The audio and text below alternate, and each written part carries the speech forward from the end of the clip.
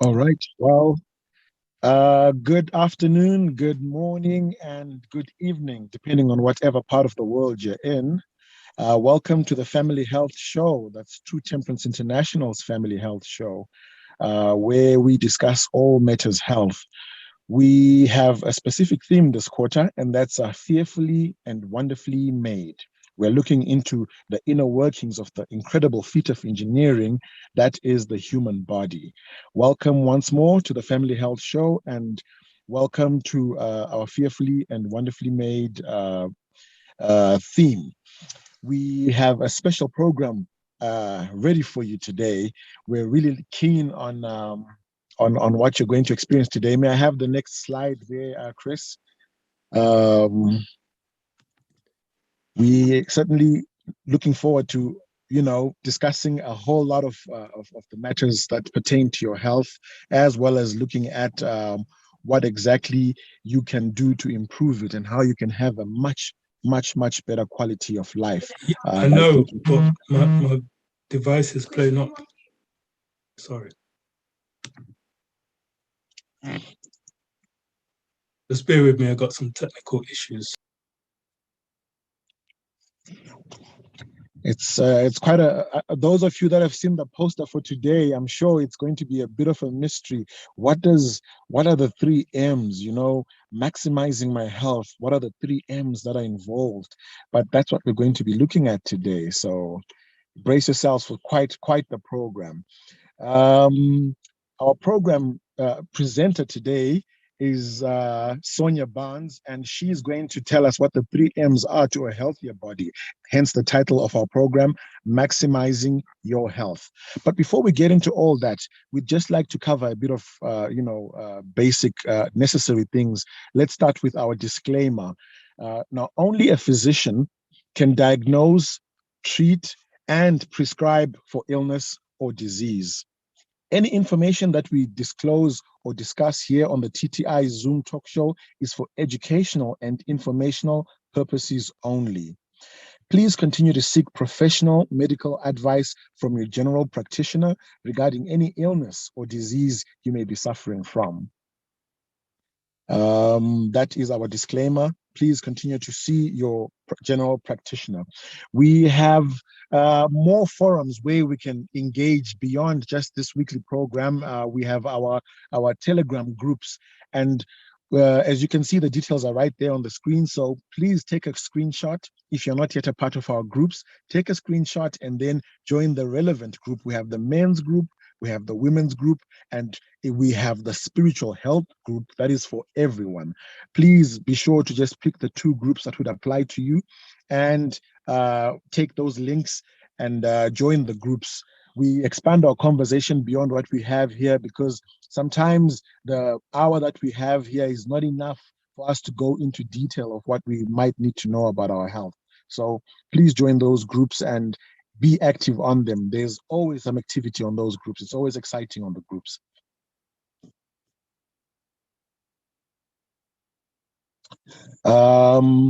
So the Family Health Show is just one of three programs that we hold in a week. The other two, which we'll be looking into, are firstly the Essential Oils class. That's every Thursday at 7 p.m. UK time. Every Thursday, 7 p.m. UK time. So anywhere else you are in the world, just make sure that you align with the UK time. 7 p.m., we're looking at essential oils and how we can use those to enhance our health and to enhance our quality of life. Every Thursday, essential oils.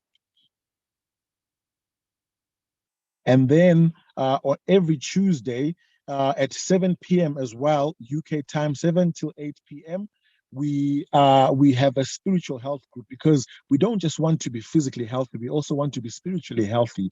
So we have a spiritual health talk every Tuesday, and that has a theme of its own. That is battle for the mind. So this quarter series is the battle for the mind. So I think the mind is a muscle that can move the world, and it's something that is important to guard with all diligence. Please do not miss these lessons. That's every Tuesday, 7 p.m.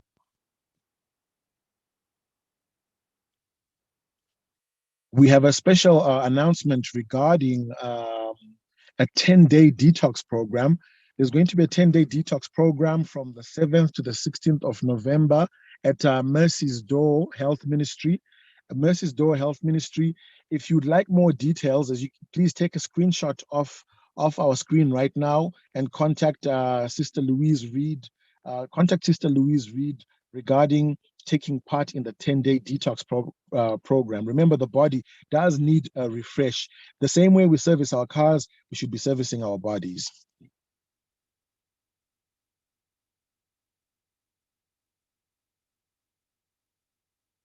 Great. Thank you very much.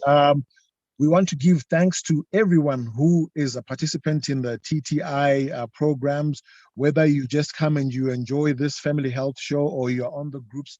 Thank you for your support. Remember, all these talks that we have here on the Family Health Show are also on our YouTube channel. And by my count, this is talk number 65. So you have 65 programs to get through, to catch up on if you've missed anything in the past. Please go to our YouTube channel, just get on YouTube, look up True Temperance International. You'll find our channel there. We have, including today's, 65 videos that you can go through, and we discuss different topics of health. This particular quarter, as I mentioned earlier, is talking about how fearfully and wonderfully made the human body is. Before I invite our speaker for the day, I just want us to recap on last week's program, or rather the challenge from last week's program, which was, does any of you recall? Dr. Gandhi spoke to us about the 7 systems of the digestive system, but there was a specific challenge that we had, and it involved certain tiny little things that we should eat. Does anyone recall? You can just quickly unmute. This is just this once that I'm going to allow someone to unmute before we allow our host. No one? That's not a problem. Okay, well, it was seeds. We're meant to incorporate seeds into our diet to help us with our digestion, help us with getting certain nutrients that we sometimes won't get from the flesh of the food, but we get specifically from the seeds. And one of our TTI members, Brent, had brought about what he calls SLAPs. SLAPs, that's an acronym for the different seeds that we can have, from sunflower seeds, linseeds, almond nuts, pumpkin seeds. So SLAP is an acronym for that, to include into our diet. Did anyone take up the challenge? Is there anyone there, testimonials, anybody who did the challenge, and how did that feel? Sharon, I see your hand is up. You can unmute your mic and you can tell us how that went. Good afternoon, everyone. Sorry. Yeah, I can take my hand down now. Right, so yes, I did the challenge. I definitely rose to the challenge and took the opportunity to incorporate the seeds. Initially just started off with the pumpkin and the sunflower seeds, and then remembered Brent's slaps. Brent. So added in the almond and some another one. I think it was flaxseed. Flaxseed, yeah. That's right. So yes, I was doing it in a variety of ways. Some of you who are on the women's health group may have seen what I shared. So I did smoothies. I added some to my salads, and other times I just ate the seeds and enjoyed the benefits, knowing that I was getting the power of seeds, because I was saying how powerful seeds are. When you think you plant a seed, you get a plant, you get a tree. The tree produces fruits. The fruits gives you more seeds. So how many seeds can you get from one seed? That is remarkable. What a way to look at it. Yeah, I mean, that's infinite number of seeds, because as long as we keep on planting them, the seed keeps giving more and more and more. It is the gift that keeps on giving. Did anyone else try the seeds? Well, I'll share. Hello. Oh. Hi there. Yes, please go ahead, introduce yourself, and then tell us how that went for you. Yes, good morning. I'm Kathy Parkin. Right, from Florida, Barbadian, but from Florida. So really, it wasn't a big challenge to me because that's part of my diet. So that's why I was keeping kind of quiet. Because I use the pumpkin seeds, all the seeds I normally do for chia seeds and flax seeds. That's my breakfast actually on mornings. You know, incorporate that with some fruit and so. So the only thing that I kind of did new was the squash seeds because I've never done that before. So I tried the squash seeds even raw, and I have some. I'm going to dehydrate those. But I normally buy just the the regular seeds, but I use all types of seeds. So wonderful. Wonderful. Yeah. Thank you, Kathy, from Florida, from Barbados by way of Florida. Yes, yeah. Thank you. And how did the introduction of the new seeds, the squash seeds, how did that? They tasted good. I actually ate some raw. Like I was like, oh, yeah, they were good. But I have to hydrate some now and see how that goes. I haven't done that yet, but I have some that I'm going to hydrate. But yeah. So I decided instead of like with the pumpkin, when I use a pumpkin rather than throw away the seeds, now I'm going to hydrate those. I use those seeds, Yeah, but I normally just buy all the different seeds, but I'm going to start doing my own now. So that's my new challenge. That's wonderful. You've just given me a new challenge to introduce as many seeds as possible. Okay. Yeah. I kind of been introduced to seeds by one of our members, Jason Williams. He'd introduce it in breakfast porridge whenever I was at his place. He'd just sprinkle a few seeds in the porridge. Yeah. And it's I can't have my porridge any other way now. So yes, it's very good. Yeah, I have a little coffee grinder. So I will grind the chia seeds, the flax seeds, sunflower. Well, I normally most I don't grind the pumpkin, so I just add those, in my cereal and my fruit, and sometimes I don't even use then the oats. By the time I put all of those, it's just like it's so filling. I put some fruit with those, the papaya and the banana and mango and berries. So that's my breakfast. And that's a raw food breakfast. There's no cooking there. You just literally blend. No cooking. That's what What a healthy sounding breakfast. Yeah. Thank you once again, Kathy. You're welcome. Thank you. Cheers. So did anyone else try the seeds?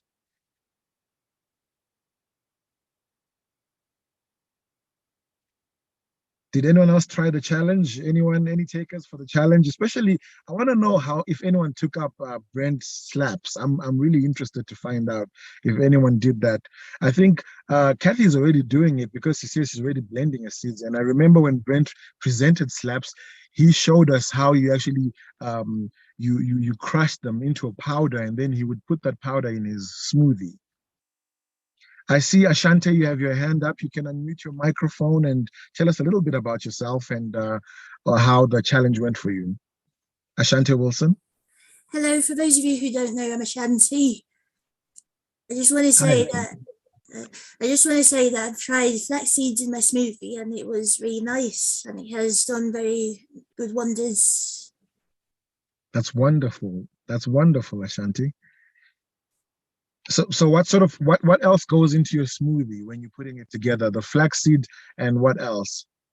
The flax seeds, the blueberries, bananas, strawberries, also mango as well. Wow, that really sounds tasty. That's I'm from Africa and mango is a pleasant delight in summer, and it's summer now. I can't just wait for the next month or so when we'll have mangoes falling off of trees everywhere. So I'm definitely going to be trying that. Yeah, that's lovely. Thanks, Ashanti. Did anyone else take up the challenge? Any more takers for the challenge before I now hand over to our speaker for the day?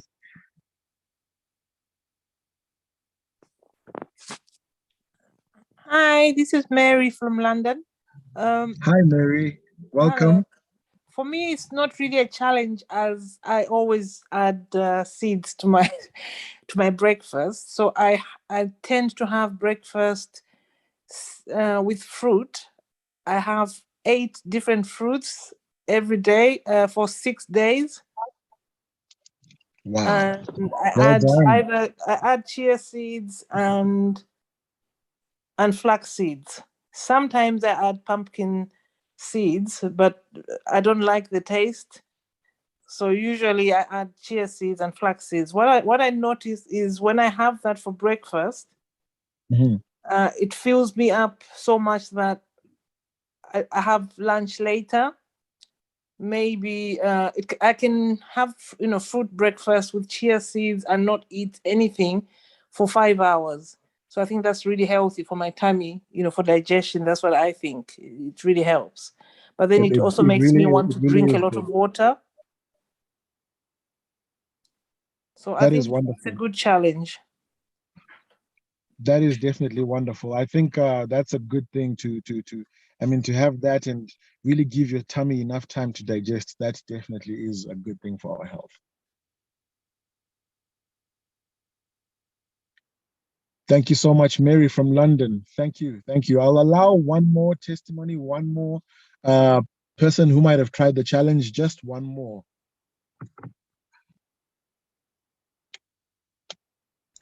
There's a hand. Jay Miller, I see your hand. Please unmute and just tell us a bit about yourself and tell us how the challenge went for you. Okay, hi, I'm Juliet Miller from St. Croix, US Virgin Islands. Hi, Juliet. Go to Hope Seventh Day Adventist Church. Thank you. I this week did the chia pudding, and so I did the chia seeds and blended the not walnuts. Which nuts was it? Pecan nuts, because I'm allergic to almonds. So I blended that, made my own pecan milk, put in the chia seeds and let it set. Then put my fruits onto the pudding, and then I put the hemp seeds on top, and that was my breakfast, and it was absolutely delicious. Oh, that does sound delicious. That sounds really, really delicious. Thank you for that one. That must have been something, and I think it's something that I'll definitely also be trying. I'm getting a lot of recipes here. I should be having a very interesting seed week next week. Thank you for that testimony. Great. So we're about to begin the main part of our program. I want to introduce to you all Sonya Barnes, who's going to be telling us the 3 M's to get the most of our health, and that's to maximize our health. Maximize our health. Welcome, Sonya. Please go ahead.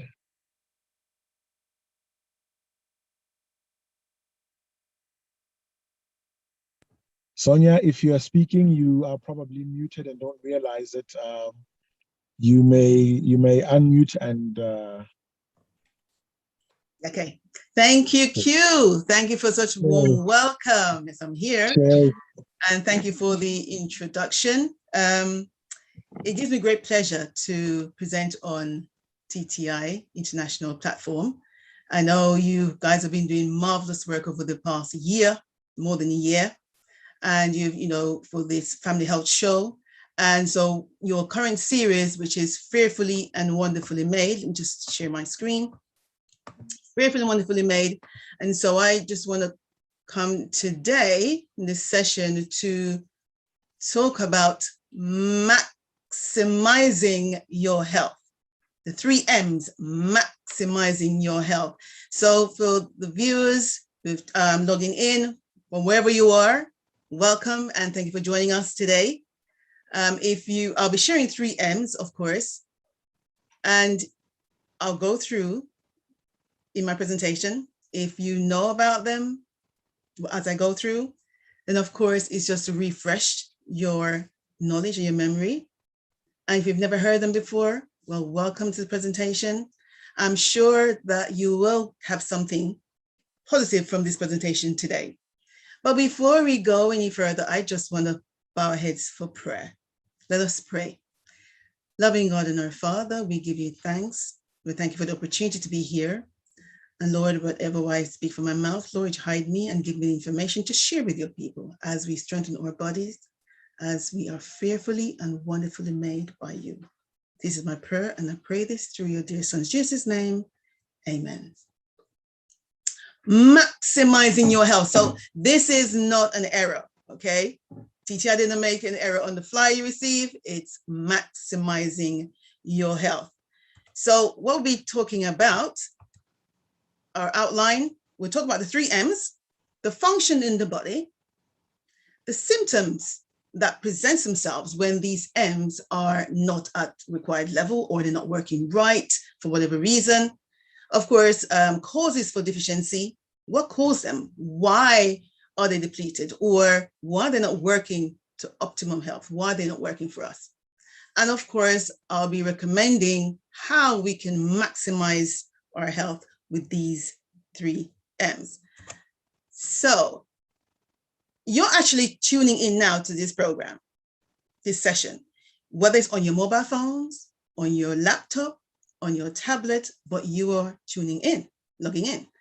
And I'm sure you know exactly where your energy power is, just in case your battery is running low. Equally, just say think of a car. You will have cars, and our cars are the main reason for us driving our cars or buying a car is to get it from A to B. And that car needs some sort of energy, whether it's a hybrid car, whether it runs on petrol or diesel, but the main purpose of the car is to get us from A to B or A to Z. And that car have components within it. So it may have a radiator, it may have a crankshaft, it may have a spark plug. It has an alternator, and it also has a battery to keep it charged because it needs that energy. Just like us, we have the cells in our body. We have our brain cells, blood cells, muscles, kidneys, liver, but we have cells in our body that make up our organs that then forms our body systems. Some of these cells though, for example, the brain, they are much longer in shape because they can transmit signals more efficiently. Cells in the respiratory system are responsible for taking up oxygen and releasing carbon dioxide. Then we have cells in the heart, and these cells in the heart muscles and in the muscles of the body, they use a little bit more energy. And within these cells, we have a little component or a little organelle that is called the mitochondria. Mitochondria, you may have heard the word before. You may not have, it could be something new for you, but the mitochondria. What is the mitochondria? Well, okay, the Greek word roots from mitos, meaning thread, and chondrios, meaning granules, because it's very, very small. And the mitochondrion is a singular word, and of course, mitochondria is a plural. Tiny little organelles within the cell. So as TTI, I'm running a series looking at the body systems, this cell makes up the organ. And so let's just have a look at what the mitochondria look like. So we talked about cells earlier. So we have the nucleus. We have the Golgi apparatus and all the breaking down proteins and fats that comes into the cell. But also we have the mitochondria. If you can look on the left-hand side of the screen, where that little boat looking shape, little organelle, to the right-hand side, you'll see a bit much bigger. And that is the mitochondria, and it's referred to as the powerhouse of the cell. Now, studies have shown that if your mitochondria is not working at its best, or they're not healthy, then of course our bodies cannot be healthy, because the cells actually make up the organs and of course into body systems. They are crucial to health, not just a powerhouse, but they also link towards longevity, aging. Every organ in the body requires mitochondria cells apart from the red blood cells and the skin. So if you're thinking to yourself, okay, we've covered the lungs recently, we looked at the digestive system last week. The digestive system, the lungs, all have cells. So it's the liver, the kidneys, the heart, just the brain, all have cells and all have mitochondria within these cells.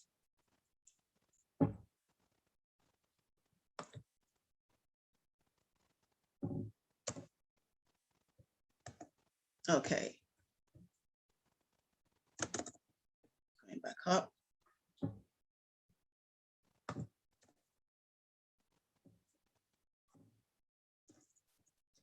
Okay, let's take it back up to where I was earlier. Okay. So what are the functions of the mitochondria? Helps to break down our foods, carbohydrates and fats. When we eat our foods, we need to get the energy from the food. And these organelles, they help us to get the energy from that. It converts foods to energy, ATP, which is the fuel that tends us to move. So as you look at the screen, as you listen to my voice speaking to you, you may have your hands up or whatever motion you're in, that takes energy. And those little organelles are the ones that are helping to make that fuel. Foods to oxygen, metabolism. Oftentimes, individuals who are diagnosed with hypothyroidism or there's some issues with the thyroid function, often we've been given medication for thyroid, but it's often missed that the mitochondria, that little organelle, is not working at its best. There's been some dysfunction with the mitochondria, and oftentimes it's misplaced, forgotten about. So let's look at when mitochondria is dysfunctions, which are associated with fatigue, headaches, pain, difficulty hearing difficulties, bowel problems, memory loss, Alzheimer's disease, Parkinson's, and this list is not exhaustive. It goes on because remember, every organ has cells, and in every cell, there is a mitochondrial cells are in every cell. So how do you maximize your mitochondria? What can you do? And as I've said earlier, these 3 M's are very, very big area. For the sake of this presentation, I'm just giving a quick overview in what it is, the function of each, and also how can you then next week or starting from tomorrow, how can you then maximize your health? So what can you do with your mitochondria in boosting your health? Let's look at the diet. You've been told no sugar, no to processed foods, no to toxins, exercise more, eat a colorful diet. But I also want to introduce this ergothioneine foods, and this particular compound. If you're a lover of beans, whichever beans, but especially your red beans and your black beans, there's a particular amino acid that's within the beans. And this compound is often referred to as longevity. That's a secret for living longer. That's a secret for better skin. You know, as you get older, you have sagging skin, and people say, okay, I'm getting old now, hence I've got wrinkles on my face, and, you know, I've got pot belly and whatever else. But this amino acid, which a lot more studies are now saying that this compound here should form part of vitamins and minerals. That's how important it is. Now, ergothioneine foods are in black beans and red beans. Also mushrooms, very, very high mushrooms. But if your diet doesn't accept mushrooms, then of course, ensure that your beans, you're expanding your recipes and your diet to incorporate this compound. In addition to that, we also have beet juice and nitrates, really key factors for the mitochondria, those little tiny organelles in the cell. Magnesium as well, creatinine, resveratrol we get from your grapes or the purple looking fruits, so your plums. Ensure you're incorporating a lot more of that in your diet. And it's often that you may be eating all of this, but why are you eating that? What's the reason for you incorporating more?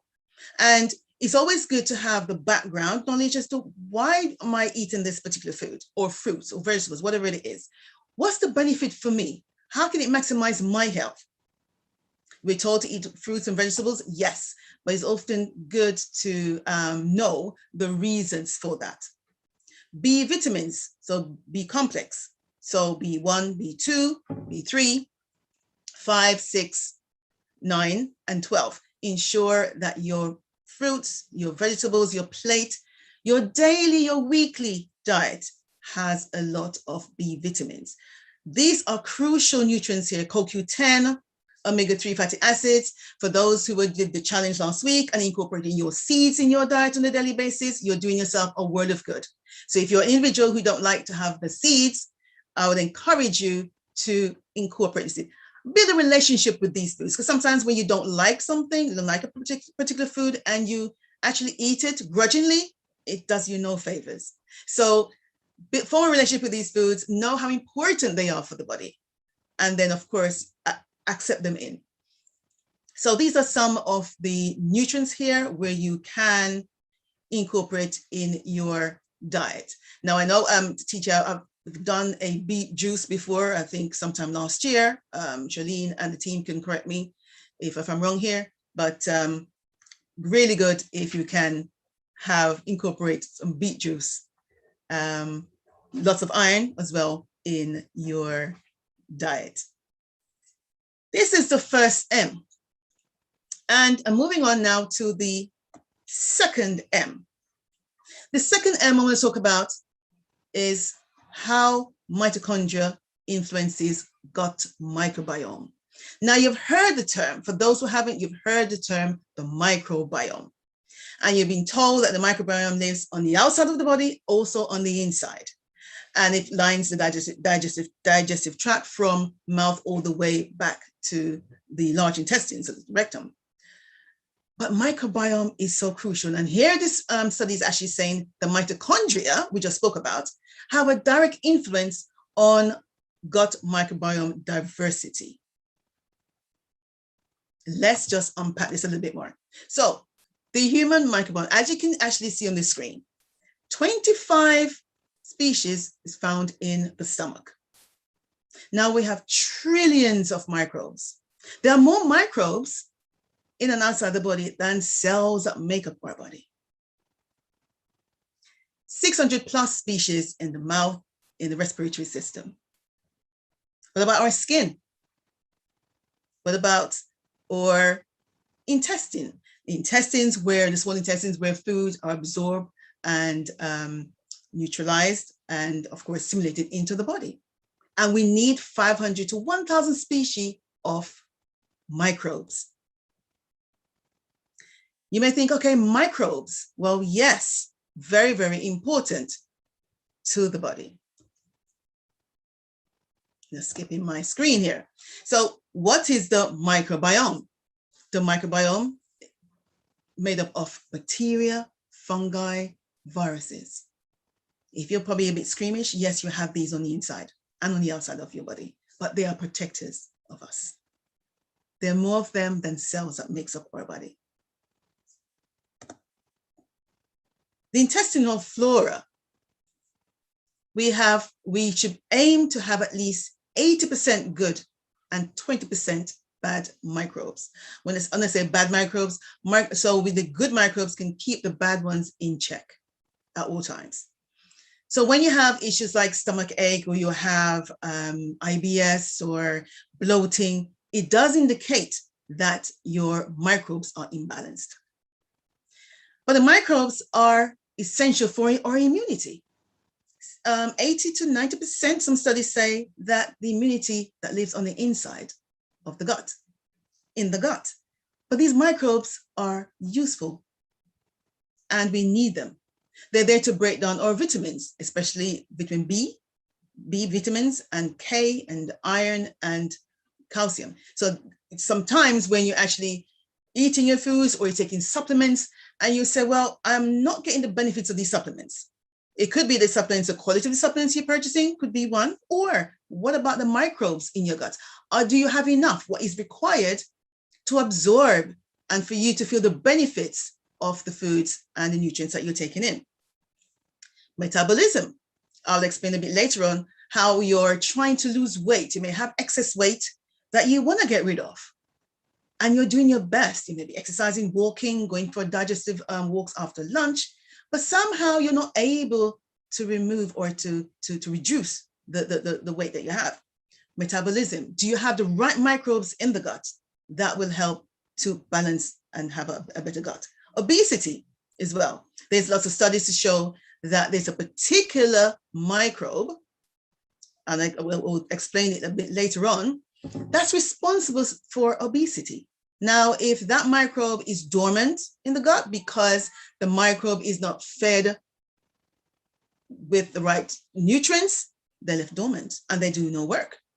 Inflammation, gut inflammation. So it could be Crohn's disease, it could be IBS, irritable bowel syndrome, the syndrome that comes with bloating, reflux, burping, flatulence, all those extra inflammation that happens because the flora in the intestines are not where they should be. We've just mentioned that it should be over 500 to 1,000 just in that section of the intestines. So these flora affects our health. These microbes are crucial to how we live our lives. Trillions of them, I said before, 70% of them in the immune system. And of course, help to break down foods and for us to absorb what we eat. Once you may be thinking, well, do I have an imbalance with my microbes? And here's just a list here, just for you to check in with yourself. Am I suffering anything like this? Am I presenting with any of these symptoms? Cravings for sugar and unhealthy fatty foods. There are times when individuals say to me, okay, I crave sugar a particular time of the month. Okay, hormone imbalance. Okay, but what's driving that? What's behind that? The microbes in your gut. Weight gain, sleep issues, not sleeping well at night, or could go to bed, fall asleep, but wake up between the hours of 1, 2 o'clock in the morning, wide awake, counting sheep, still not sleeping. Skin rashes and allergies. What about autoimmune problems, thyroid issues, rheumatoid arthritis, digestive issues, bloating, constipation, diarrhea, all points back to the gut and the microbes that lives there. Also some types of cancer as well. So as we can see, the microbiome is a very, very important. It's not yet a body system, but I'm sure it will someday to come, very soon, because there's more and more overwhelming studies that in recent years, in the last 10 years or so, how important the microbes in the gut and that we should really care for them because they indicate and they stipulate how we feel about ourselves, what foods we crave, what foods we eat. And so how are we getting on? How are we looking after them for them to serve us well in order for us to maximize how we feel, maximize our health. Here's a study that says gut bacteria may be linked to type 2 diabetes. And this is just one study, but there's overwhelming studies to explain how important the gut bacteria is to our health. We have some gut stealers, and I know for every health presentation it's got to be reminded and got to be repeated that once we have sugars in the diet, and that sugar could be chocolate, it could be Maltesers, it could be processed foods, so it's crisp, whatever, sugar in any form, high fructose corn syrup, you name it, it will deplete our microbes in the gut. Once we take a fizzy drink, whether it could be a Fanta or a grape soda, that one product, a glass, whatever it is, depletes our microbes in the gut. Gluten foods, dairy, smoking, alcohol, and of course, stress. These are what's called stealers of the gut microbiome. So if you can identify with anything right here, then you're encouraged this evening to make some changes. Not to mention the bad foods, the processed foods, the McDonald's, here, there, and sometimes it's not us, the adults who are eating, but we give it to our children. So it's just a reminder that what you eat, you become. So if you're eating junk food all the time, are you a junkie? another reminder of how to take care of our health. Now, there are trillions of microbes in the gut, and I just want to make a note of their two particular strains I want to mention this evening, because there are many, and they, just like we take honey, some of us who diets allow us to take honey, so we know how the honey is made. So the honey, the bees, of course. So we know we have the queen bee for those who have apiaries and those who know a little bit more about making honey. So we have the queen bee, the worker bee, and these bees, they all have various different roles to play in order to make the honey. Equally, these microbes in the gut, they are there for various different reasons. And I want to highlight two ketone strains. Now, what studies have shown of late is that the microbes in our gut has been depleted. The diversity is not there. I will mention earlier that the mitochondria helps with the diversity of the microbes in the gut. Okay, so the Faecalibacterium, that's a mouthful, but this microbe is particular, looks at inflammatory conditions in the bowels. Inflammatory conditions.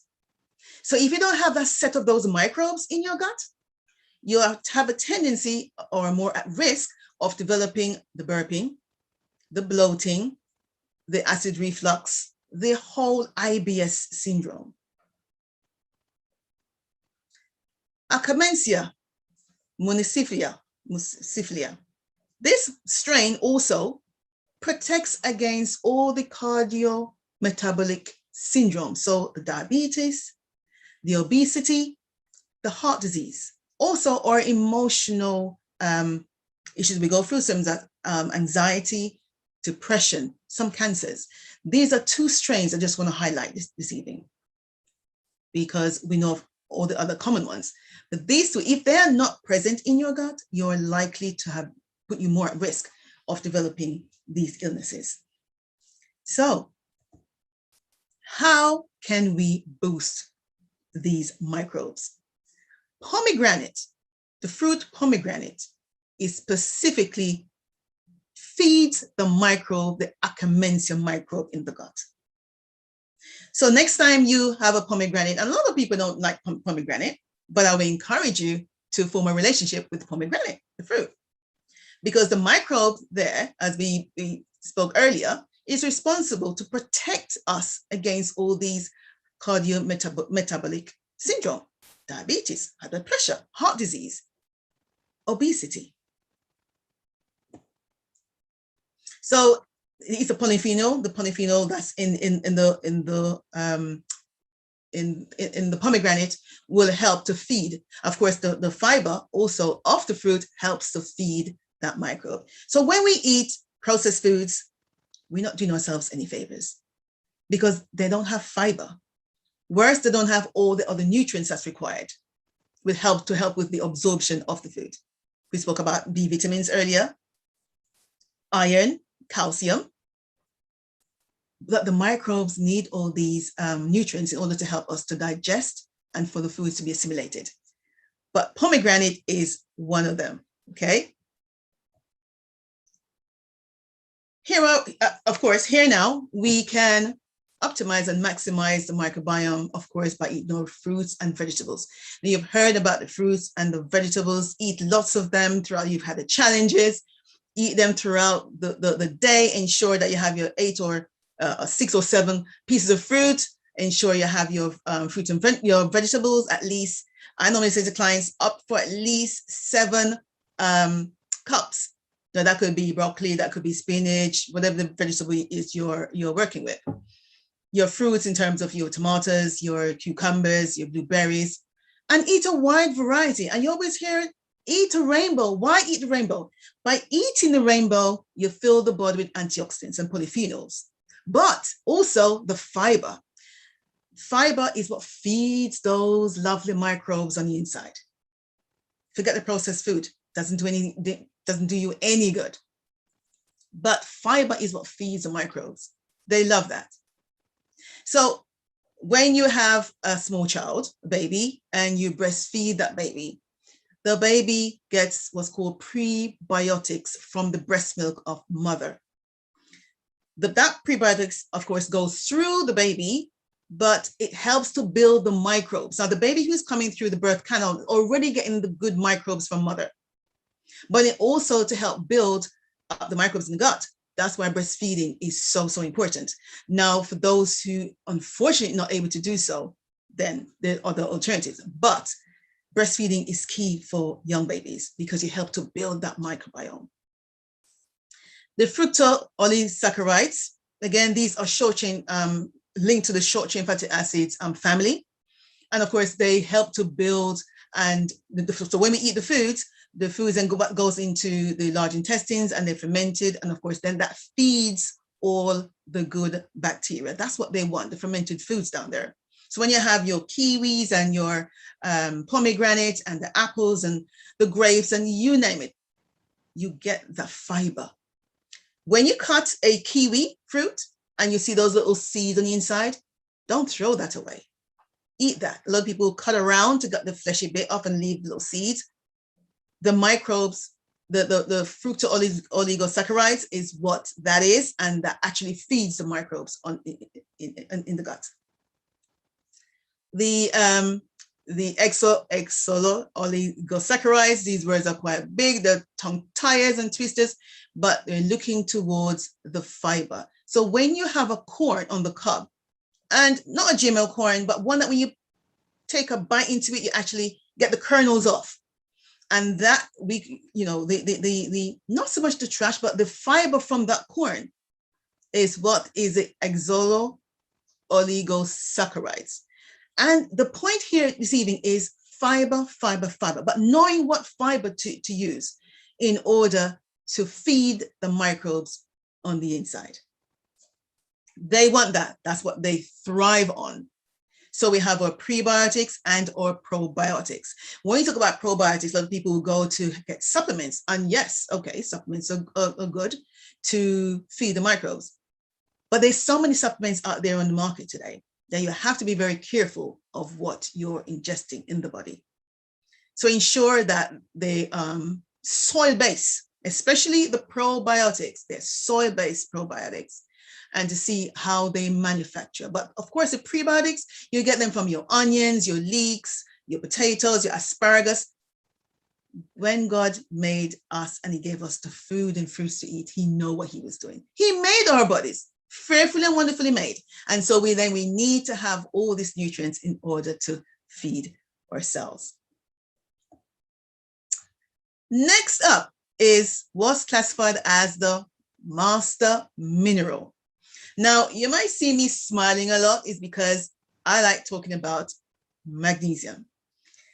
Magnesium is one of my favorite minerals to talk about. And I know TTI, in terms of the series, they'll be talking about a lot of vitamins and minerals and all that. So I've come today with magnesium. Magnesium is referred to as the forgotten mineral. It's referred to as magnificent mineral. There's so many names, slogans attached to magnesium. But magnesium is responsible for over 300 enzyme and biochemical functions in the body. So as you look at me now on the screen, or you're listening, and you're even just by your eyelids going up and down, which uncontrollably, you don't have to think about it, you're using magnesium. Magnesium metabolizes fats and carbs in the body as well. It's the fourth abundant mineral in the body. And a lot of people say, okay, well, I know about the calcium and the iron and the potassium, but magnesium, though it's fourth abundant mineral, intracellular mineral in the body, but it is key. And it's more and more now accepted and studies to say how we need to incorporate magnesium in the body. Is necessary as for production of enzymes and other proteins in the body. It's also referred to as the Cinderella nutrient. Cinderella nutrient, and I'll explain why a bit later. 65% though of magnesium is found in the bones. The rest in your cells and a small amount in the blood. In the blood, only 1% in the blood. 65% in the bones. So if you're thinking, oh, my muscles ache and my bone aches and my knee hurts, I need to jump to get some calcium. By all means, if you're going to have some calcium, ensure you have magnesium. And I'll explain a little bit more.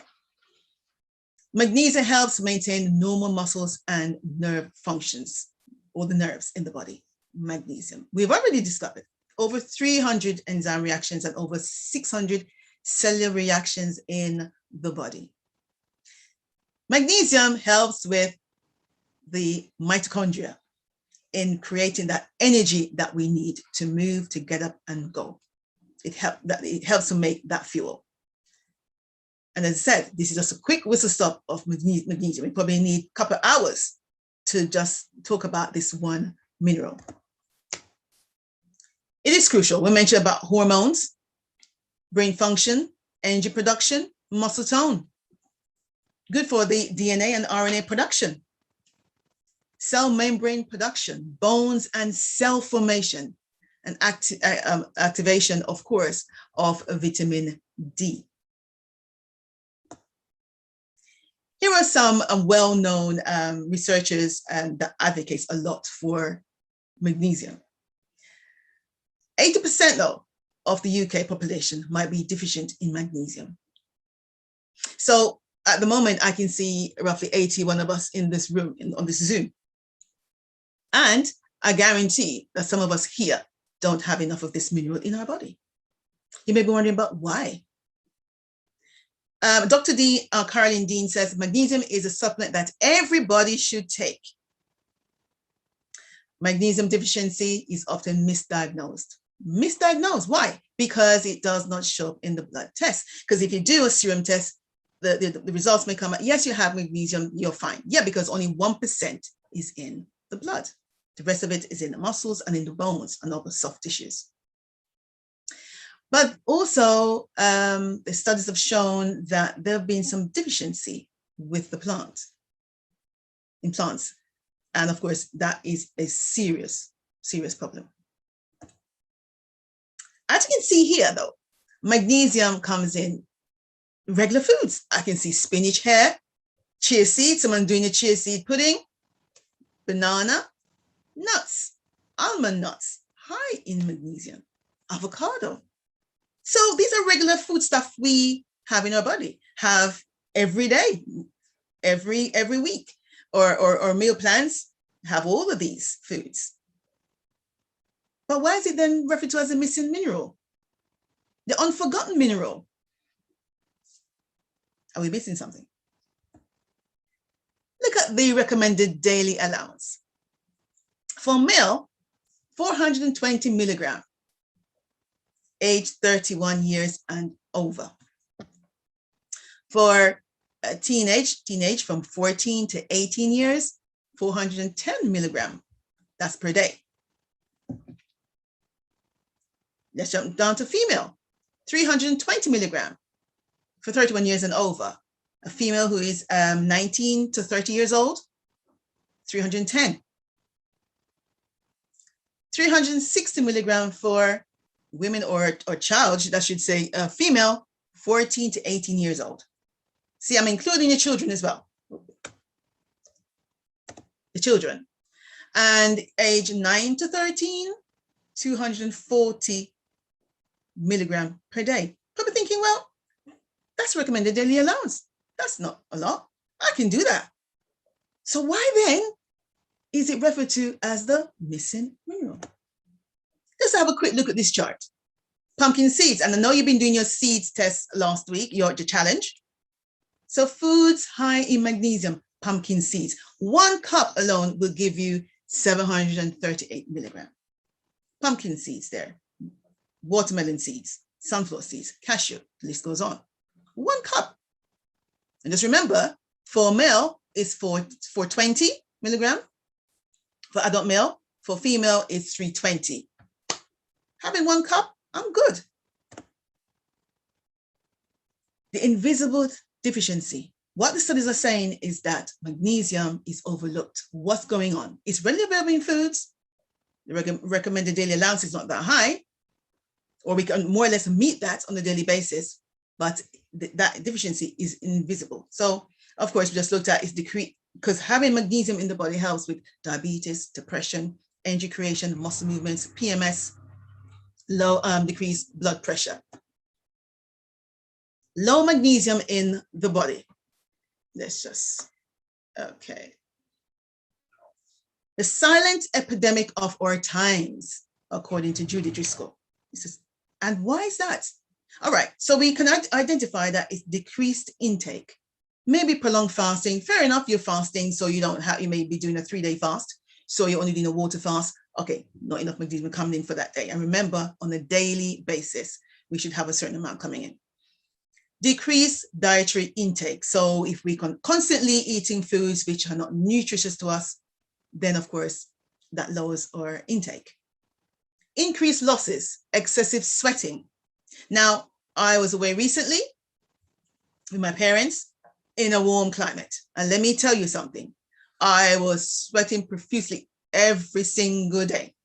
And I had to remind myself, hang on a second here, I am losing all of this electrolyte, this nutrient here. I need to not just rely on the diet, but I explain a little bit later on with that. So excessive sweating can deplete. Father syndrome, alcoholism also will deplete, increase the losses of magnesium. What about decreased absorption? So when you have a gut issue, vomiting, diarrhea, malabsorption is key. So you're eating all the foods in your almonds going in, you're putting that in your smoothie, you're actually having some green juice, you're putting some spinach or kale, but you're losing. Irritable bowel syndrome, bloating, speaks for itself. If you're on medication, antibiotics, proton pump inhibitors. Proton pump inhibitors are normally given to us when we have excessive saliva and acid reflux going on in the body. Corticosteroids, they deplete the body of magnesium. And what she's actually saying is it's a silent epidemic of our time. So, stress is another that depletes the body. We're living in unprecedented times. It's a very stressful time, yes. A lot of us are panicking, or jobs are saying, okay, you need to be vaccinated, and you're still of the opinion, no, I'm not taking the vaccination. Oh, I'm not ready for that vaccination yet. Whatever decision you're making, but the pressure is on. So we got that to deal with. Plus you have your family matters and other stresses of life. Stress is inevitable. And so that's why we have to find coping mechanisms for dealing with our stress. Because once you're moving from an acute situation to chronic, so acute could be maybe a week or two, you have lost a loved one, of course. You lost your job. You had a falling out with your sibling. But you can make that up in the next couple of weeks. But once that stress moves from an acute stage to a chronic stage, you will start losing your magnesium. I mentioned earlier about the Cinderella vitamin, the Cinderella mineral, or magnesium is classified as a Cinderella mineral. And the reason for saying that, because once you're in a stressful situation, magnesium is the first mineral to be called upon. Just like the Cinderella and her two ugly sisters, the mother would have the other two girls sit nicely, waiting, not doing any work, while Cinderella had to do all the mopping up of the floor, and washing the plates and the dishes and keeping the house tidy. Magnesium equally does the same in the body and more. So once you become anxious and get a state of depression, you're losing magnesium. And this is a vicious cycle that goes round. So having good coping mechanisms to help with whatever stresses in your life is key. So we're losing it because of stress. What about the soil? Intensive farming practices. Whereas years ago, we would farm and wait a period of time for the soil to be nourished again and to plant again, is constantly planting. And so we use that soil and use up all the nutrients that help the spinach, the kale, whatever the greens, whatever the plant is in the soil. Also, we're losing it via glyphosate, poison that's sprayed on our food, as well as herbicides. We are losing the magnesium compounds in these products. So it's the stress, it's the soil, it's what we eat, and the lifestyle that we lead. Nutrient interactions. So you're thinking, okay, well, I'm already supplementing with some magnesium, so I should be doing okay. But if you're actually supplementing with magnesium and not vitamin D, or you're supplementing with vitamin D, but not with magnesium, both are needed as cofactors for each other. So when you take your vitamin D, you should have your magnesium as well. Every juncture, so whether you're living in a warm climate and you don't take a supplement, great, good for you. But once so the sunlight coming onto the skin to be synergized and to be easily uptake in the body, so it goes to the liver and to the kidney to be metabolized, we need magnesium at every juncture for that vitamin D, for it to be uptaked. And just remember that vitamin D has a receptor on all the cells in the body. So if you're taking vitamin D and not magnesium, or you're not eating food that has very rich in magnesium, and if you have a gut dysbiosis, a gut that is not absorbing your magnesium, then we need to have a look at that. Also, the ratio with calcium and magnesium. Oftentimes, as soon as you reach menopause age, you've been told, okay, your back aches and your muscles hurt because there is an imbalance with your sexual hormones, so your progesterone and your estrogen, and you're told to increase your calcium. Ensure that you're taking a calcium supplement, that you also have your magnesium, and it should be no less than a 1-on-1 ratio, because these two fight for I call it the calcium dance, but it's not really a dance, because calcium often boots magnesium out of the cells. But we need magnesium. We just reminded of how important it is in the diet. Also, zinc. Zinc, ensure that we may not eat foods with the zinc, but a supplement, that we take it separately from each other, because they interact with each other. They're antagonists for each other, and they need their own space at different times. Potassium as well too. Be mindful of when you're taking if you're on supplements. If you're eating your foods and you're fine, your absorption is okay, food is first. Ensure, because the body is fearfully and wonderfully made and knows exactly what to do with each nutrient. Here are some of the symptoms, though, when you have low magnesium in the body. Poor flexibility, heart problem, fatigue, migraine, seizures, sugar cravings, low energy, depression, recurrent infections, sore throat, tingling, and the list goes on. And this list is not exhaustive, but this is to give an idea of not having enough magnesium in the body.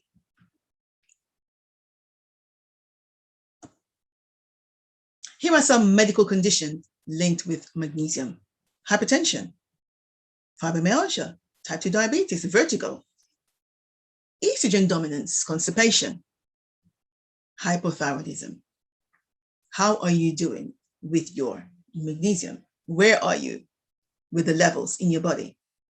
Have you ever had them checked? But just remember, only 1% is in the blood. But by the symptoms that we just gone through, are you presenting with any of these? And could it be that you're not getting enough in the diet? Or sleep. Sleep is key. Sleep is like a mineral, as one of my favorite speakers would say. It relaxes the muscle, switches off the mind, healthy biological clock and cycles. So you sleep, the circadian rhythm, sleep cycle, you sleep when you ought to sleep.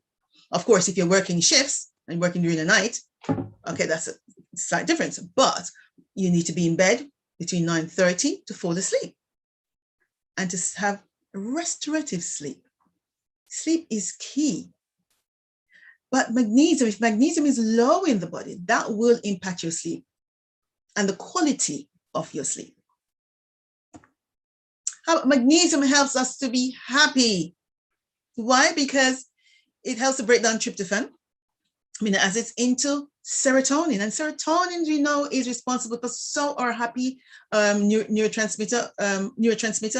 makes us happy, wants us to eat, have good appetite, just feel good about life.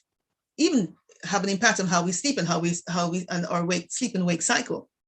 But magnesium does so much for us. The recent studies show magnesium and immune system. Magnesium improves the white blood cells' ability to seek out and destroy germs. Now we know what time we're living in. And low magnesium leads to cytokine storm, where the body attacks its own cells and tissues instead of fighting off infection. How are you with your magnesium? So whether, this pandemic, we need to have our magnesium and our system topped up to deal with what we're facing. Heart, high blood pressure, heart attacks and strokes, excessive blood clotting. In a clinical review in 2017, over 20,000 cases of hypertension was studied on the cases, and also found that magnesium reduced risk of high blood pressure. And for the individuals who were taking 1 milligram per day of a magnesium supplement was associated with 5% reduction. So exercise, muscle contraction, pain, just to reinforce how important. And this study talks about taking a magnesium supplement for exercise performance. We discovered how easy it is to get it in the diet. They're regular foods, common foods, dark leafy green vegetables, bananas, nuts, almonds, nuts, seeds, pumpkin seeds, legumes. And I have a presentation on making room for your legumes. And I encourage you to get your beans, your different color beans out. And this probably will form part of your challenge for this week. Beans. If you're already eating your beans, great. But if you're not, I strongly encourage you to incorporate your black colored beans, your red beans into your diet. And also figs. We get magnesium from all of this. But could it be that you need a supplement? Could it be? I'm a naturopath nutritional therapist and also medical missionary, and foods first. Food is first. But as we already discovered, if you have gut dysbiosis, so if you have imbalance of your gut flora and not able to digest your food properly, then I would recommend taking a supplement. Now, don't go looking for quickly supplements just now, because there are so many different types of magnesium and they all work differently amongst each other. One of my favorite, and I say one of my favorite, is magnesium glycinate. Because why? It's more bioavailability, so you absorb it more into the gut. Malate helps with pain, like fibromyalgia pain, back pain, helps with the gut area as well. L-theanine, the brain, so any anxiety, depression, that's one I would recommend.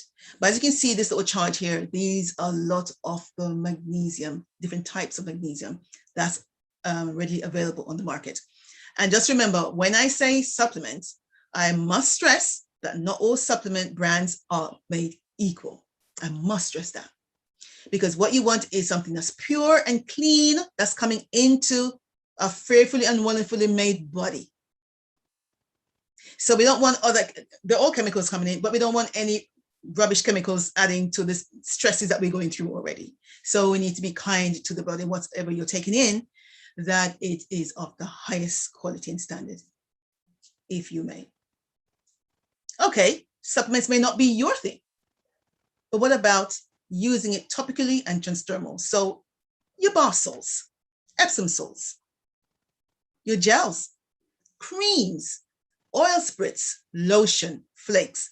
We can get the magnesium via the diet, via supplement, or topically on the skin. But the stress this evening is to get it in somehow into the body on a weekly basis, on a daily basis. Of course, if it's foods, it has to be daily. And of course, if it's a supplement, then it will be daily. Of course, if it's going to be topical or transdermal, then you may have Epsom salt baths maybe 3 times a week. Or if you want to unwind in the evenings, but make it a practice if you have a bath, of course. But do your best. So it may not be a bath, you may apply via cream or a gel or a lotion, but get the magnesium in. It's classified as the missing mineral, the invisible, the magnificent, the master mineral, and the list goes on. Different names classified as magnesium. So I've spoken about magnesium, microbiome, and mitochondria. Magnesium, a mineral. Microbiome, part of the body system. And I'm sure not very long from now, it is so important in the body that it will have its own right as a body system, just as if we have our heart or lungs, gut, brain. The mitochondria all form parts of the cells that makes up the organs. Mitochondria is key. Mitochondria is what's called, it's now referred to as the secret to longevity. So once you can look after your mitochondria, those tiny little organelles in your cells, you're doing yourself a world of good. So magnesium supports gut health and protects intestinal microbes. The microbes in the gut, they send signals to the mitochondria because they talk, because we are fearfully and wonderfully made. And no system cells work in isolation. They're all in synergy, they all work together. Not that when you go to the hospital for a particular illness, you may go to the cardiovascular section, you may to gynae over here.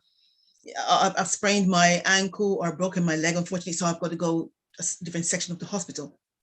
I've cut my finger, so I need to go to the plastic surgeon area. It's all separate, but in the body, it works together as one. So whatever you put in the mouth, whatever you do for the entire body. It's holistic. So to support your mitochondria, you also need magnesium. Magnesium is key in helping to make the fuel that makes us move, give us the energy in the morning to get up and go. Magnesium is crucial for that, or B vitamins and all the other nutrients I spoke about earlier. So fearfully and wonderfully made we are.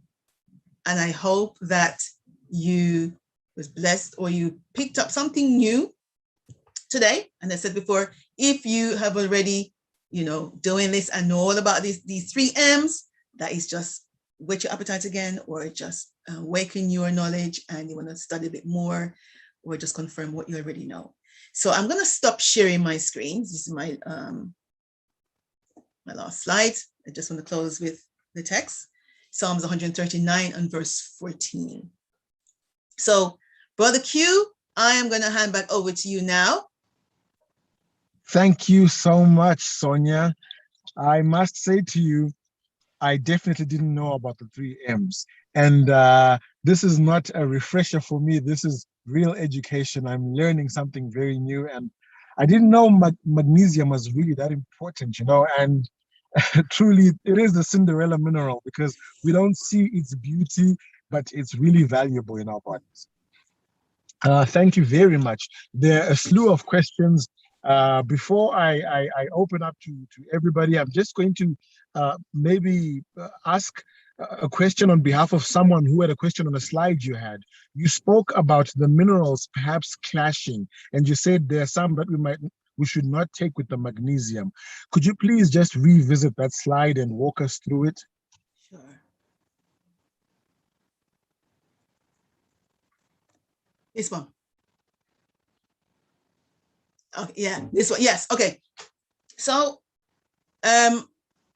here with calcium and magnesium, because as I mentioned earlier, a lot of us do take calcium tablets because we're told to. Our doctors say, okay, you're in menopause and you're losing your calcium, so you need to increase your calcium. And just let me just say that if it's foods that you're eating, fine.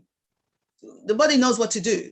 But once you're taking supplements, you need to be mindful of when you're taking them and how you're taking them. Okay, so the calcium and magnesium, they fight against each other all the time. And I always, because I'm probably precious about magnesium, calcium is a strong, remember, magnesium is a 4th abundant macro mineral.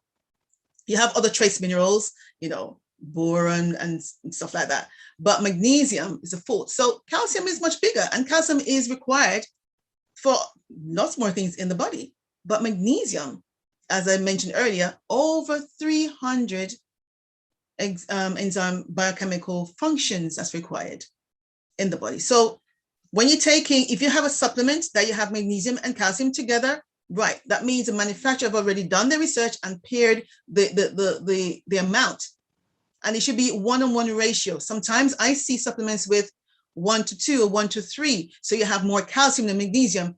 That, in my estimation, is a no-no for my clients. I always say, no, you want a 1:1 ratio. Or if you're taking two separate, so you have the minerals in different bottles, then you take them at different times as well. Magnesium, you can take magnesium with your food, take them in the evenings as well too, because of course they help to induce sleep, relaxation, to bring on onset of sleep. Potassium as well too is one of those big strong ones. So they compete a lot with magnesium. As I said, the Cinderella syndrome, that's who she is, that's who magnesium is, always having to work a little bit harder than the others. With vitamin D, if you're taking a vitamin D supplement, equally you should be taking K2. If you're eating a diet that has K2 in it, okay. But there's lots of studies to say that K2 should be taken with vitamin D. But also in addition to that, the research is out there, you must be taking magnesium, because magnesium helps with this, helps the vitamin D to be synergized, to be taken up. The uptake of vitamin D in the body is a cofactor for magnesium, and vitamin D is a cofactor for magnesium, and magnesium is a cofactor for vitamin D. So both work really closely with each other. So where the conversion takes place in the liver and especially the kidneys, we ought to have in those minerals. But vitamin D is a vitamin, but also a hormone. So we need magnesium in that, if you're taking vitamin D, D3, that is, I should say, D3. But also if it's the sun, if you're getting it from the sun, you know, sometimes, or we have livers that are sluggish, livers that liver needs support, ensure you're having a magnesium supplement with you. Great, thank you very much for revisiting that one and fleshing it out a bit for us. Okay, I think I'm going to take more questions, but before I do, Sonia, maybe could you just tell us, are you a nutritionist? Are you a doctor? What? Because you're so detailed in your, are you a professor actually? That's my question, because I'm wondering, you put this so well. I've been taking notes and screen grabs as you are going. So I'm a naturopath nutritional therapist and also a medical missionary, but I have an ebook and an online course coming up with regards to the M's. So there are more M's. There are 5 M's that I really think are very important, but because the purpose of this presentation, you know, the time, you know, you'll be here until probably next week, this time going through it, because they are very, very big topics. Microbiome takes hours to, so I've just really not skimmed, but given an overview of what the general person would understand about this with the microbiome, the mitochondria as well too. And I think the mitochondria maybe not being spoken to in that word, mitochondria. We talk about the energy in the cell, but how do we get that energy? It's from those of the organelles. So I go much deeper in the e-course, online course with that. And of course, magnesium is massive. So yes, I do see clients, but I really like talking about magnesium. It's one of my favorite topics. One of my favorite minerals, I have to say. Vitamin D is also a favorite vitamin and hormone that I talk about as well. Awesome, awesome. Your enthusiasm is infectious. I definitely want to look more into those minerals. Great. I was just going to say, great. Now I guess we could open. I see, John, your hand has been up for most of the conversation. But before we address your question, Sonia, would you be happy to come again and maybe flesh out the rest of these? And also, while you're telling us how happy you will be to give us the rest of the M, Could you please just maybe put a slide with your contact details so that those who want to book for that training that you're going to be doing on the 5 M's know where to contact you? Okay, we'll do that. As well as the link to your ebook, if it's available on platforms. Yeah, okay. Thank you. Sorry, Q. Certainly. I didn't hear Sonia say that she would be willing to come back.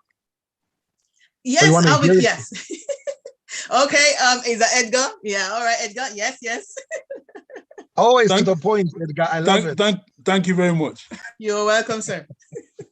Thanks, Edgar. Thanks for that clarity and making sure she actually says it. Right, and it's been recorded, so hey, come back out now. And by the way, everyone, if you're seeing that I'm speaking from a vehicle, we're thankful for these technologies that allow us to host from everywhere.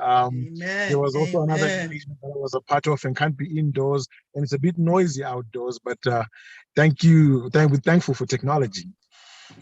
Righto, John, you have had your hand up for quite some time now. Do you want to unmute and tell us a bit about yourself and then ask your question?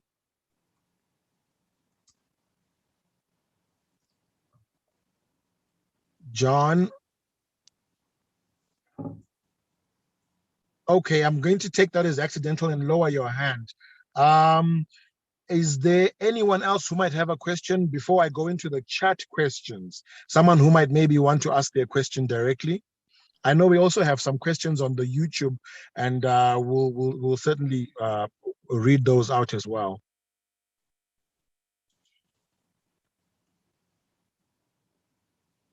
This is your opportunity. If you have any question, please just post it either in the chat or just raise your hand. Sonia has shared her email in the chat. Hi there, Noma Mkuzangwe. Noma Mkuzangwe. I see your hand is up. Yes, greetings everyone. It's Noma here from South African Bloemfontein. Sonia, thank you very much for the beautiful presentation, very educational. Praise God. Yeah, I would like you to go through the types of magnesium and their different functions. Yeah, I heard that you only mentioned 3, so I would like to know the rest. What do they do in our bodies so that one can see which one will better suit her? Thank you. Okay. Do you want me to share that slide again? Yes, you may, ma'am. Right, so magnesium oxide, let me just quite quickly go to find the slide. Magnesium oxide is readily available, especially in your high street shops. So for example, I won't call your name, but I'm not very fond of supplements from high street shops because they don't normally very good quality for the body. Remember, we are fearfully and wonderfully made. So if you have the opportunity to, the means to purchase the good supplement, then please do so. So magnesium oxides down here, it gives you, for example, diarrhea, constipation. There are studies that parents give to children to ease, to manage the constipation, but then I will go a step further to say to the parents, well, you need to have a look at the diet to ensure that the child is eating well enough rather than using magnesium oxide to manage the constipation, right? So magnesium oxide is readily available on the market. Magnesium malate is referred to more for pain, and often people with fibromyalgia comes to mind, fibromyalgia, back pain, magnesium malate. Magnesium glycinate, and there's one I don't think I have on here. Let's just have a quick look. Glycinate is readily available in the body. So when you take magnesium glycinate or biglycinate, it's easy to absorb in the gut. Magnesium citrate, things like gut issues, so your irritable bowel syndrome, your IBS, bloating, you can take magnesium citrate for that.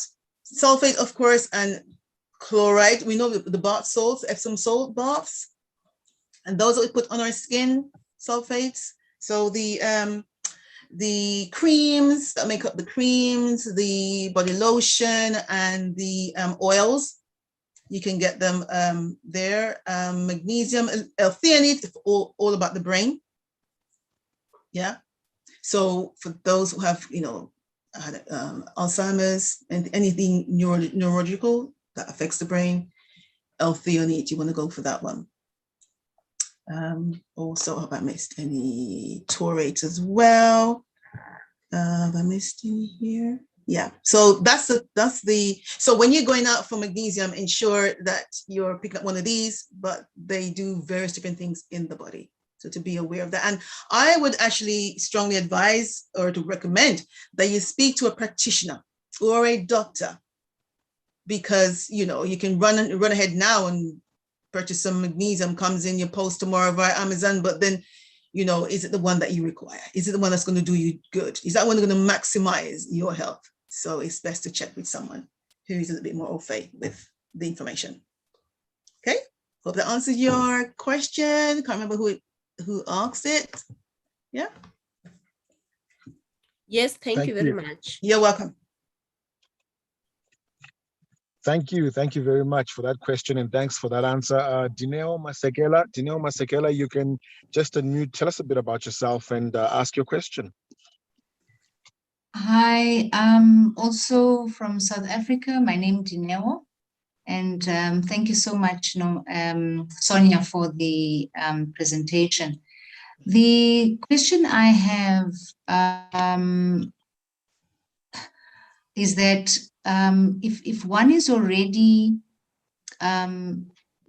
taking magnesium, and because you're struggling to sleep, you've got problems with insomnia and relaxation, etc. So is it likely that it appears that your supplement, the magnesium supplement is not working? So is it likely that the microbiome absorption is an issue? Yes, it could be that the quality of the supplement you're taking is very important. It needs to be high quality. So that could be the reason. Also, yes, the absorption in the gut, and that's why, even though food is first for me, but where there's issues with your gut absorption, then you go for topical. So if it's for sleep, then I would recommend that you take an Epsom salt bath in the evening, or try to purchase some magnesium type products. It could be creams or lotion or bath salts that will help, because of course the millions of mouths on the skin, those are the pores on your skin, would absorb the magnesium, so that then bypasses the digestive system, so you get that into the body. So that might help with sleep. Okay, awesome. Thank you so much, Sonia. You're welcome.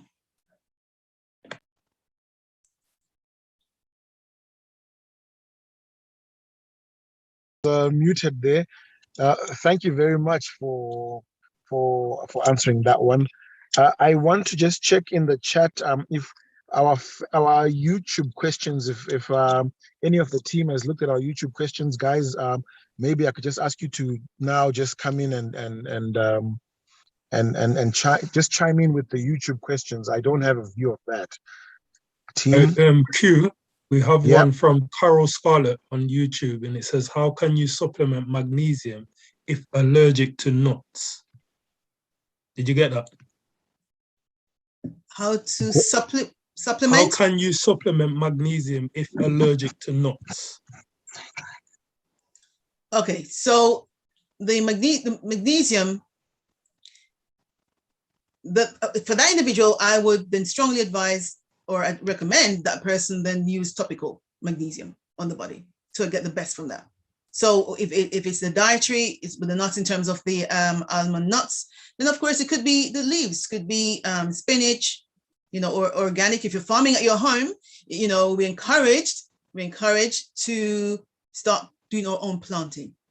So when we plant, we can in our own backyard or on the windowsill where we have our pots, then to nourish the soil and then to plant our own foods, because the foods out there are depleted, majority of them are already depleted from the nutrients. So that will be the response for that individual.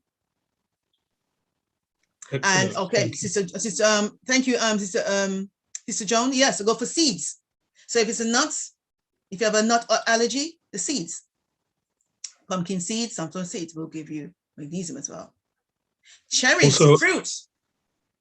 Yeah, I was going to say also whole grains, wheat germ, oat bran. You can get magnesium from all these different sources. Avocado as well. Correct. Yeah. Remarkable. I mean, it seems it's the most crucial nutrient. It's the one that we seem to get affected by the most if we have a deficiency, yet it's the most abundant one. It's available in so many different sources. Clearly our diet is biased against some good things out there. Is the next YouTube question, team? Yes, there's another YouTube question. It says, how do you treat the autoimmune disease? And I'm not sure how you pronounce this. It's spelled S-J-O-R-E-N. S-J-O-R-E-N. Sorry, S-J-O-R-E-N. How do you treat? Yeah. The sojourn, that is something to do with the S-Joran. Yeah.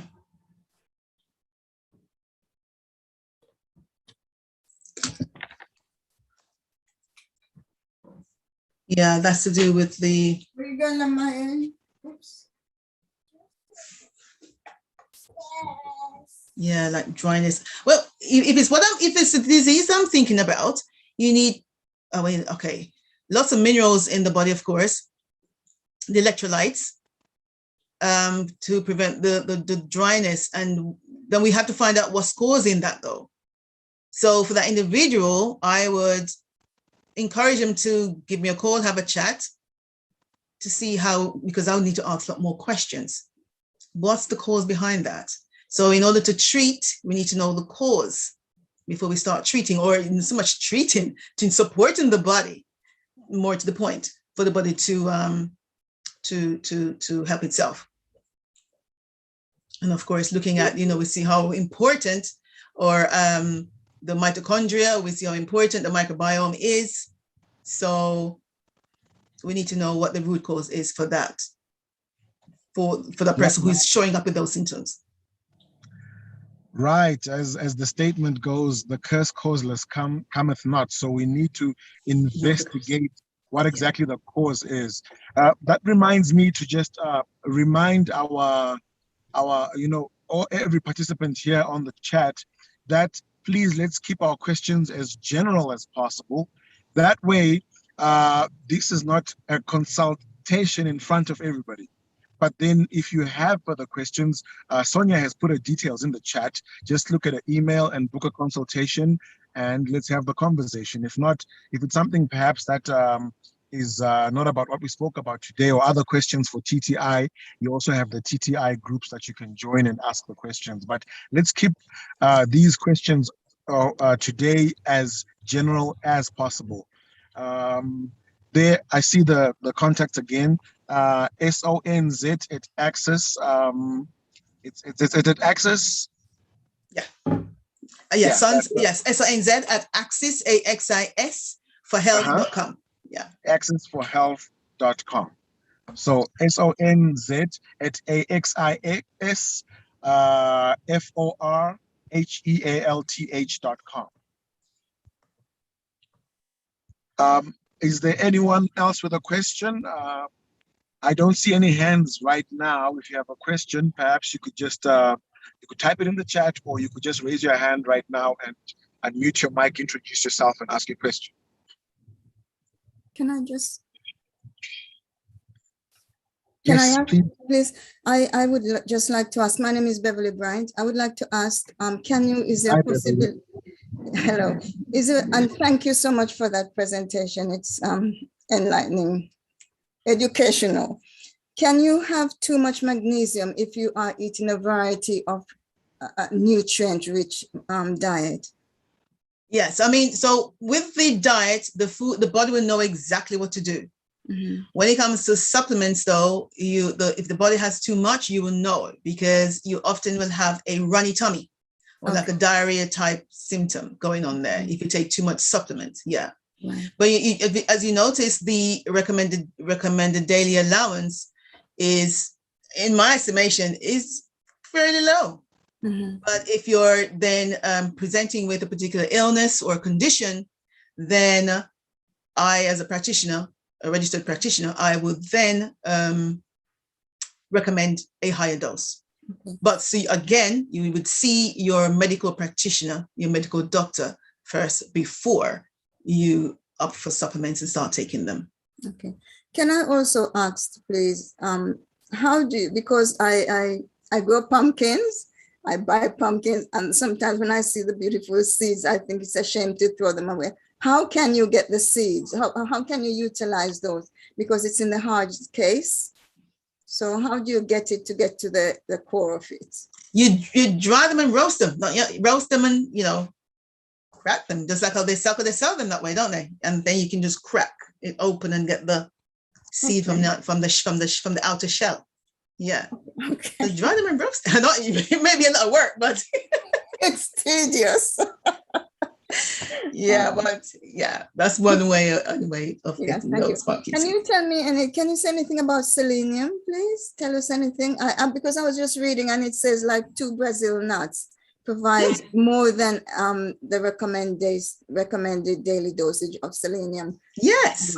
Which I was amazed to see. Yes, there's lots of amazing information there. Yes, but yeah, a Brazil nut will give you the recommended daily allowance that you need. But yeah, again, it's another mineral and a very crucial mineral as well too, but not like my favorite magnesium. But no, selenium is crucial for health. Definitely is. Yeah.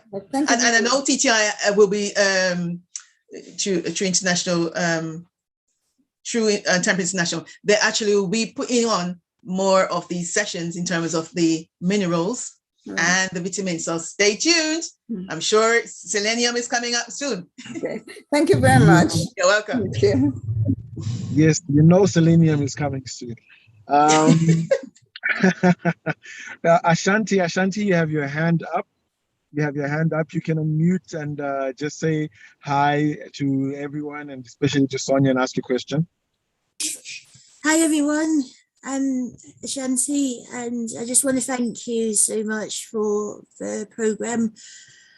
I just want to ask, can you add like pumpkin seeds to your smoothie and pomegranate seeds as well? That'll be to your liking, because the pumpkin seeds, yeah, you can add your pomegranate as well too, but the pomegranate has a harder I would say pip on the inside of the flesh. So if you don't mind having it a bit grainy with the texture of your smoothie, fine. If not, then use your pomegranate, sprinkle it on your salads. Now the salad could be your tomatoes, some cucumbers, and put some pomegranate there, seeds with that, or eat it on its own. Okay. Thank you. You're welcome. You're welcome.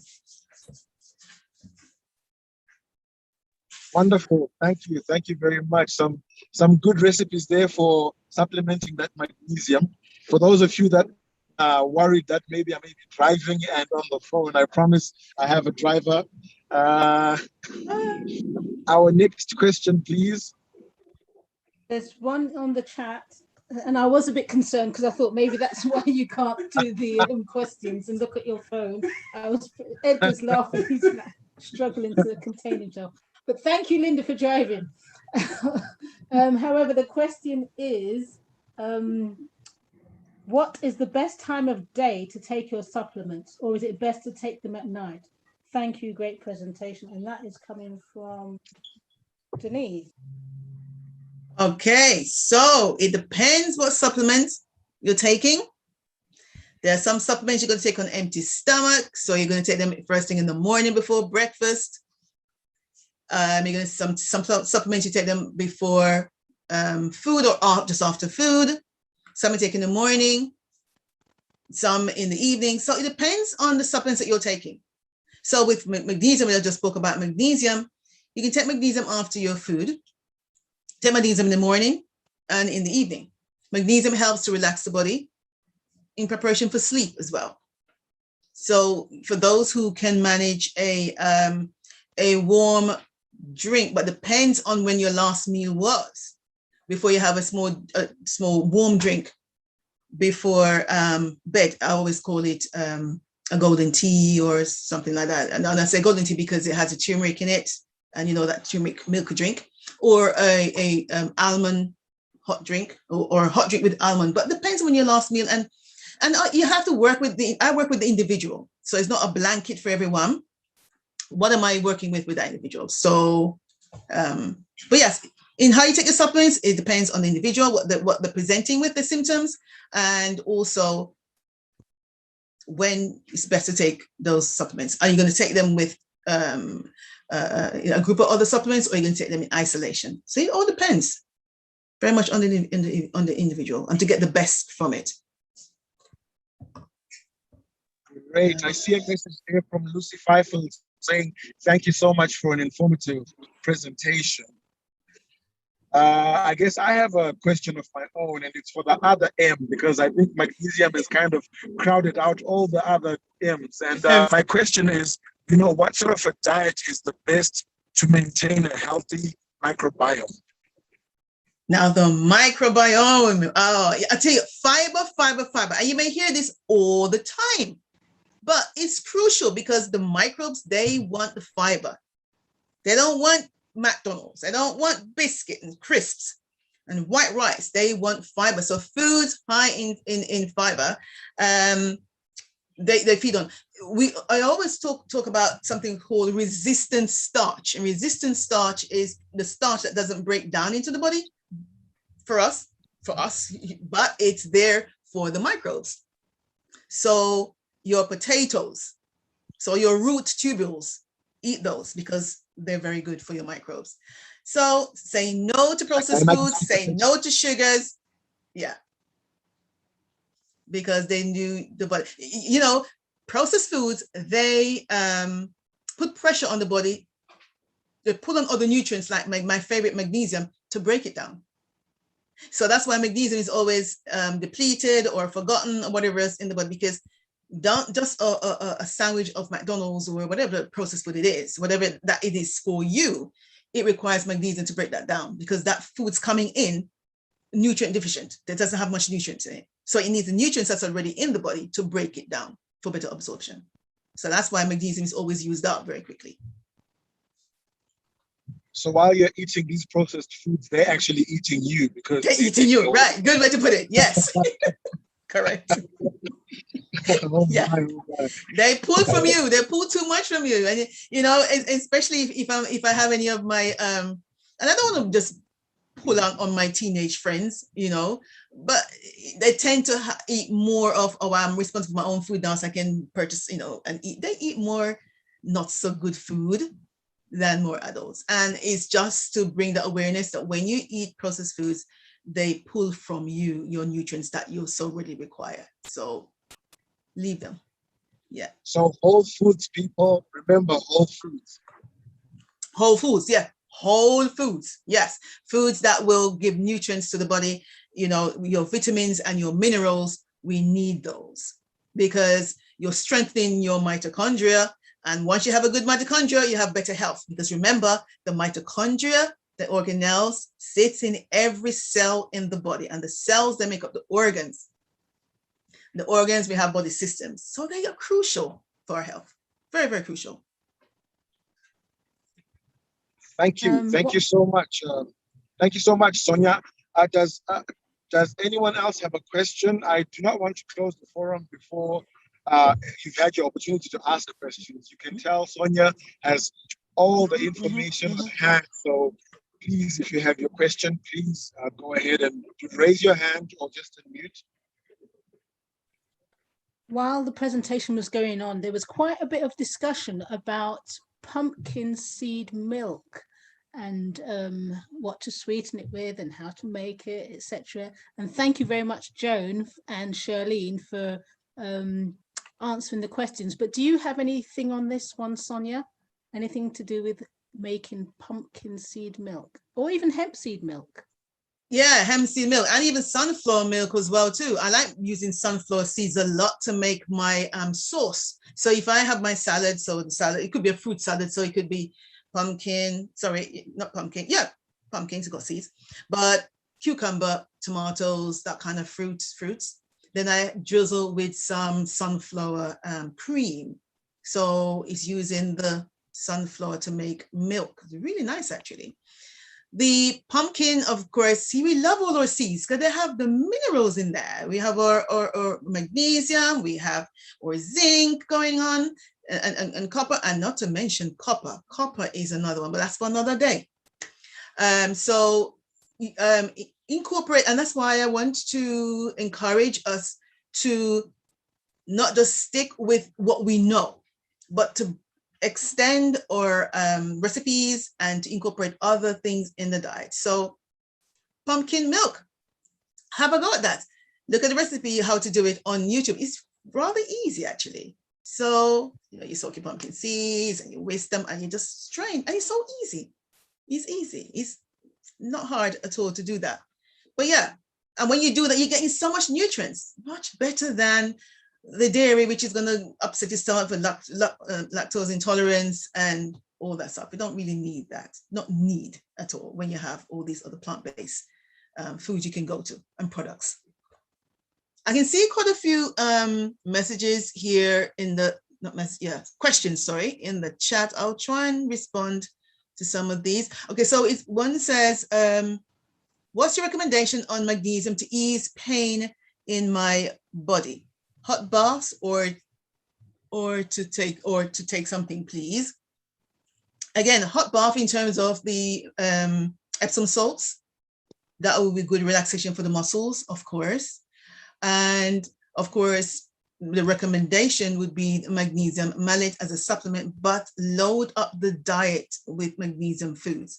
And I know I spoke about soil depletion. Yes, we have to take note of that. But we're also encouraged to plant our own, okay? And so if you're in a position that you can do so, then you're strongly encouraged to do that. That will be for the pain. The magnesium gel, also for aches and pains, knee pains, arthritis, will help with the pain. That's from Ira E, the question. The next question, where can we purchase good magnesium supplements? Okay, so I have access to dispensaries that only sells wholesome products. So I think someone mentioned it earlier about buying your items from Whole Foods. But these dispensaries are companies that they look more to whatever products they produce in supplements is more food-based. And that's what we want, because the body recognizes the foods as opposed to the other chemicals that are coming in via supplements. So Whole Foods, but also I don't have any commission. You don't get commission for what I'm about to say now, but I have some companies that I do recommend, all right? And if I may say here. I think the blood coming on. Yeah. But if I can just put on here that I can put in the chat here that you can, a company that quite a few companies really I've studied over the years, and I can recommend their products. Thorn brand, that's one of them there. Also, and that goes for, okay.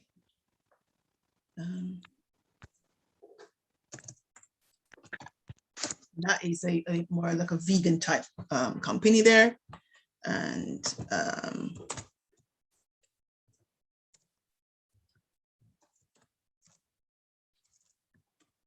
but what I often do is if someone's looking for a supplement, they contact me and I order the supplements and they have it sent to their home address. But because then I know what it is that they're actually taking, and any changes, I'll know that.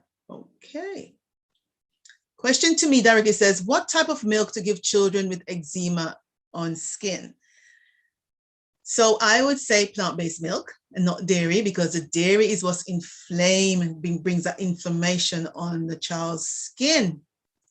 So I know children, to wean them, move them from and it depends on how old the child is well too. If it's baby and the baby of breastfeeding age, continue to breastfeed the baby. If not, it's a toddler, then you want to try and wean them off the dairy products, because that will just inflame the gut even more and to bring on the eczema. And the eczema issues are all pointing to the gut health, microbiome as well, as young as a child is. You're welcome. God bless you, Samantha. God bless you. God bless you. Let's see if I'm missing any other. Yes, there's a few more on YouTube. I'm just trying to bring them up. Okay. Okay. In the meantime, perhaps we could get into our challenge. Yeah. Okay. Okay, I'll ask them afterwards. Great.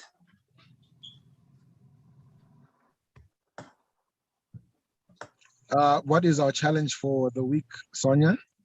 Well, the challenge, I am encouraging, because I am fully aware that a lot of us here will have our beans and like eating our beans, but to step outside our usual way of cooking it and to go to another culture. So I wanted to get my slides up here because I've actually got a slide to show you. Let me just try, in the meantime, trying to get this slide up. I can read from my slide. Let's see if we can get it up here. Okay. Let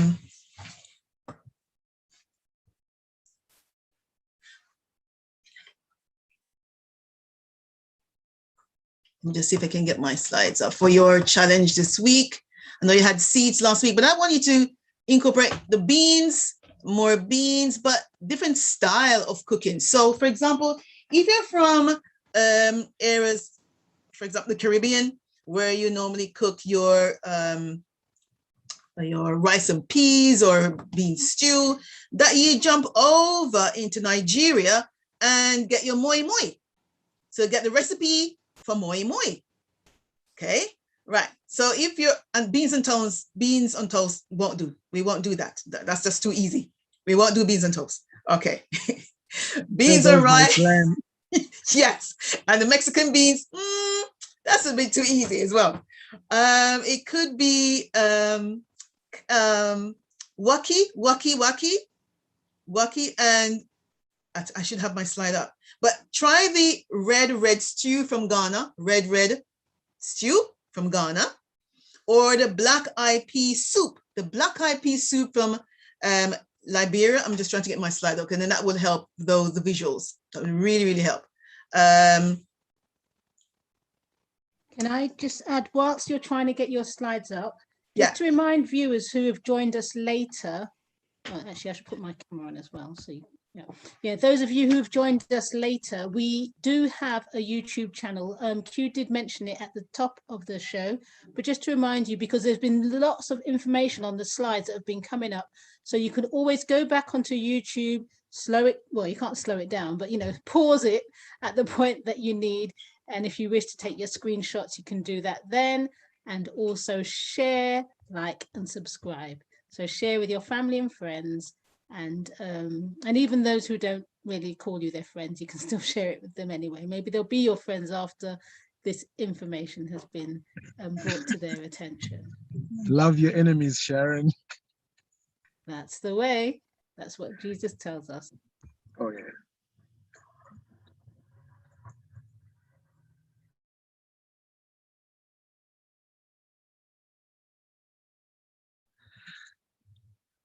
This has been such an eye-opening presentation for me, and I'm sure it has for most of you. I do encourage you, as Sharon said, to look up other talks on our YouTube channel and also to follow up this talk. But even beyond that, join our groups and make sure that you can ask these questions, and let's get our health back online. There we go. Okay. Get them in. It's a challenge this week. Get them in. So if you're accustomed to making your beans by a particular way, then of course, try another recipe. Step out, be bold. See what you can. Bean patty. Go to France. Head over to France. See what they do there. Head over to Spain. Head over to Malaysia. You're encouraged to get your beans, because I remember the compound that I mentioned, the amino acids, which studies have shown that boosts the mitochondria. Yes. And especially the red and the black beans are loaded with the amino acids. It's not really much talked about, but there's lots of studies out there about it. So you're encouraged to get your red kidney beans in your black beans, but just play around with beans and enjoy. As I always say, if you don't like a food, try and build some sort of relationship with it, because if you don't, and you eat that food because you're told to, it won't do you much good, because, you know, the gut feeds off from the gut and the brain. They work in synergy. What goes up from the gut to the brain equally goes down. And if you've seen a food with your eyes and thinking, oh, that again, those beans again, it sends signals. And so the nutrients that you're hoping to get will be interfered because it messes with your mood. And food builds on your mood. All right, so this makes bean ice cream, maybe, I don't know. Bean loaf, of course, it's easy. All right. That'll be the challenge and I encourage you all to take part. Okay, bean ice cream is definitely a new one for me, and I definitely will be taking that one up. Yeah, good fiber, good fiber. Okay. And you know, this is a way for us to travel, given that we haven't really traveled much in the last couple of years. So here's a way to experience the world. Yeah. I see two hands up. Louise. Hi, Louise. Hi, Louise. Please unmute your mic. Hi, thank you, Q. Hi, Sonia. Hi, Louise. Girl, you back? Okay, I was just going to say, in terms of the beans, you know, a lot of us West Indians like to do like kidney beans, the red kidney beans, which is fine for like rice and peas or stew peas and dumpling. But the black bean, which you were talking about earlier, which has a higher content of nutrition. And we use them at home for like our stew peas and dumpling stews or our soups. And they go down very, very, very well. They're very hearty, and very, very filling. And there's another bean that we grow ourselves. You know, it's like the long green beans in the shop. I can't remember what they call them in the shop.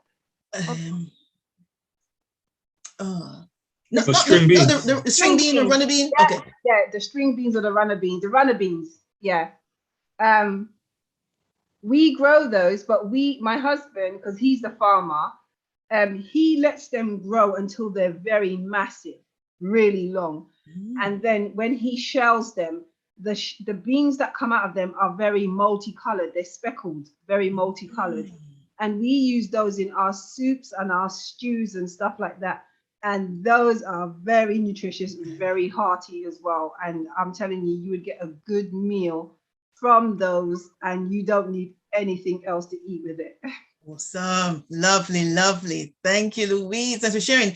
In terms of the black eye bean, I like making patties or burgers, and I put it in the oven because the black bean really gives that nice. So for children, if you've got little ones too, you want to incorporate more beans in their diet, the burgers. Tasty, really nice, seasoned up, tastes really, really nice. That's my easy go-to. In the oven and out, nibble on. So yeah, thank you for sharing, Sister Louise. Good to hear you. So when you say patties, you don't mean like the patties in the pastry, like that kind of patty. You mean more like a patty as a burger? Patty as a burger, because some people say patties, some say round burgers, like a loaf type. Well, loaf is different, but it's round, yeah. So different names for it. But no, experiment, put it in a healthy crust. Who knows? Someone was asking, are the beans in the cans good? Okay, so beans in the can, I don't always recommend. But you know something? You always have one or two in the cupboard if you got extra guests over and you want to expand the meal, right? But I don't advocate to say, okay, buy a lot of beans. And the reason I say that is because the film, the inside of the can is lined with a plastic BPA. Some companies, and I just cannot remember who it is that doesn't make it that way, and I would want to share that with you. But majority of them have the film on the inside. and that's not very good for your health, especially for the hormone. It causes imbalances with the hormones, female hormones. So in boiling your beans, soak your beans, of course, boil the beans. Now, a lot of people say, but beans give me wind. I don't want to have beans. But when you boil your beans, you add maybe some garlic, boil it with some garlic or some ginger, put it in the pot, boil it as you boil the bean. That helps to break down the compounds that causes the bloating and the extra fattiness. But yeah. Interesting. Interesting. I saw Ashanti had her hand up.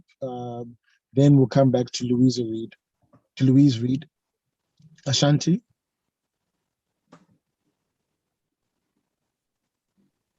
Please can I have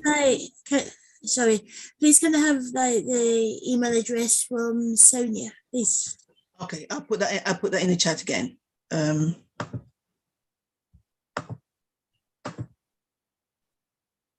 That's the one. Thank you, Janine. Yeah, Biona. Do BPA free cans. Thank you. Thank you for the reminder. Just could remember who it was that does.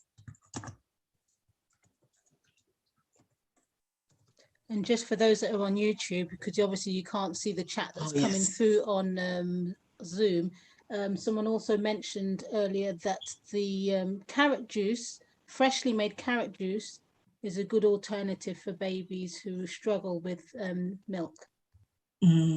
Awesome. Wow. Awesome. And I remember the beet juice being mentioned as a good supplement for magnesium, so keep that in mind as well. Beet juice, very good for the mitochondria. Yes, good for the energy. So when you think of the foods, you're thinking, all right, so I'm eating the plate here, and it's nice to take time out and eat your meals. So you pick up something from the plate and you think, what's this doing to my body now? And you just reflect to think, this is good, and enjoy the food.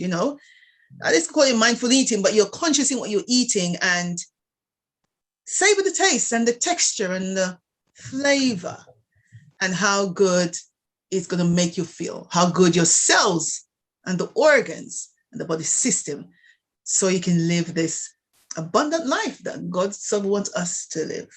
Right? Yes. Great. Let food be your medicine. Medicine your food. Great. Yes. Yeah. Louise, you have your hand up again. Amen. Thank you. I like that. I'm glad you reminded us of that quote, Q. Let food be your medicine. Amen. Yes. Food first. Yes. Yeah. And I was just thinking, like we were talking about, like bloatingness and stuff like this. And I find that one of the ways that we can really get rid of that is because, most of our nuts and our beans and stuff, they carry an outer case in terms of protecting that bean or that nut, which is really good for the bean or the nut, okay, but not great for the stomach for us. So it's so simple in terms of just allowing those beans and those nuts to just soak for a couple of hours. You can go on, what's that thing? Google, I think it's, Google. You can go on Google and you can get a soak and sprout chart, and it comes up on there, the soak and sprout chart. And it tells you how long to soak each nut, how long to soak each bean, soaking and stuff. And so it alleviates a lot of that problem. And also it breaks down the outer case, the enzymes, and it leaves you with all the nutrition, but takes away that harder impact that it would have on the stomach normally. So we can go on Google and we can get those charts and we can just have a look at them as well. Correct. Lovely. Thank you, sister. Yeah. There's someone on YouTube that shares an interesting way of taking their beans. Thank you very much, Darrell McLaren. You've said we rinse all types of canned beans and then pop them in the air fryer. They burst open and we snack on them or add them to salads. Well, we're not necessarily advocating the snacking, but yeah, when it's your light meal, for instance, or you may add it to a meal. But yeah, that's a really interesting way of taking your beans. And another person was asking for a recipe for sunflower cream. I know you did say look online, you'll be able to find one. So yeah. So it's very easy. Soak your sunflower seeds, blend. Of course, when in your blend, you're gonna add some, you may wanna add some piece of garlic, onion, and a tiny pinch of salt. You may not even need the salt. Blend together. There it is, in your blender. Very dead easy. Wow. Very easy. And I sometimes don't even soak the sunflower. I just put it in together because I'm maybe rushing, didn't have time to prepare well, and put my sunflower seeds and some plant-based milk, of course, and some onion or garlic, depends what my taste buds feels, and just blend together. And there's my seeds. I do the same with cashew nuts as well too, and just sprinkle over my salads. It's a good way of getting your seeds in and your beans, your seeds and your nuts are in. Yeah. That's great. Yeah. Charlene, you have your hand up. Thank you. Hi, Linda. Hey, Sonia. Hey, Charlene. Hello. I'm just thinking, with your challenge as well on our Telegram groups, it'll be lovely because we're an international audience. It'd be so nice to see other people's dishes of their beans. So those in South Africa, so Linda, and those in someone just said the Dutch. Oh, Shirley in, is it Holland? I think it's Holland. I think Shirley, Shirley, Kathy in Florida. There's a different dishes from around the world for our international audience, so we can see how you cook it and also the recipe, so that I can give it a try as well. Great. Yes, that would be great. Put the recipe and and where it's coming from. Awesome. Yes. Awesome. Yeah, that's lovely. Just want to make sure I've responded to all the direct ones to messages to myself. I think I have.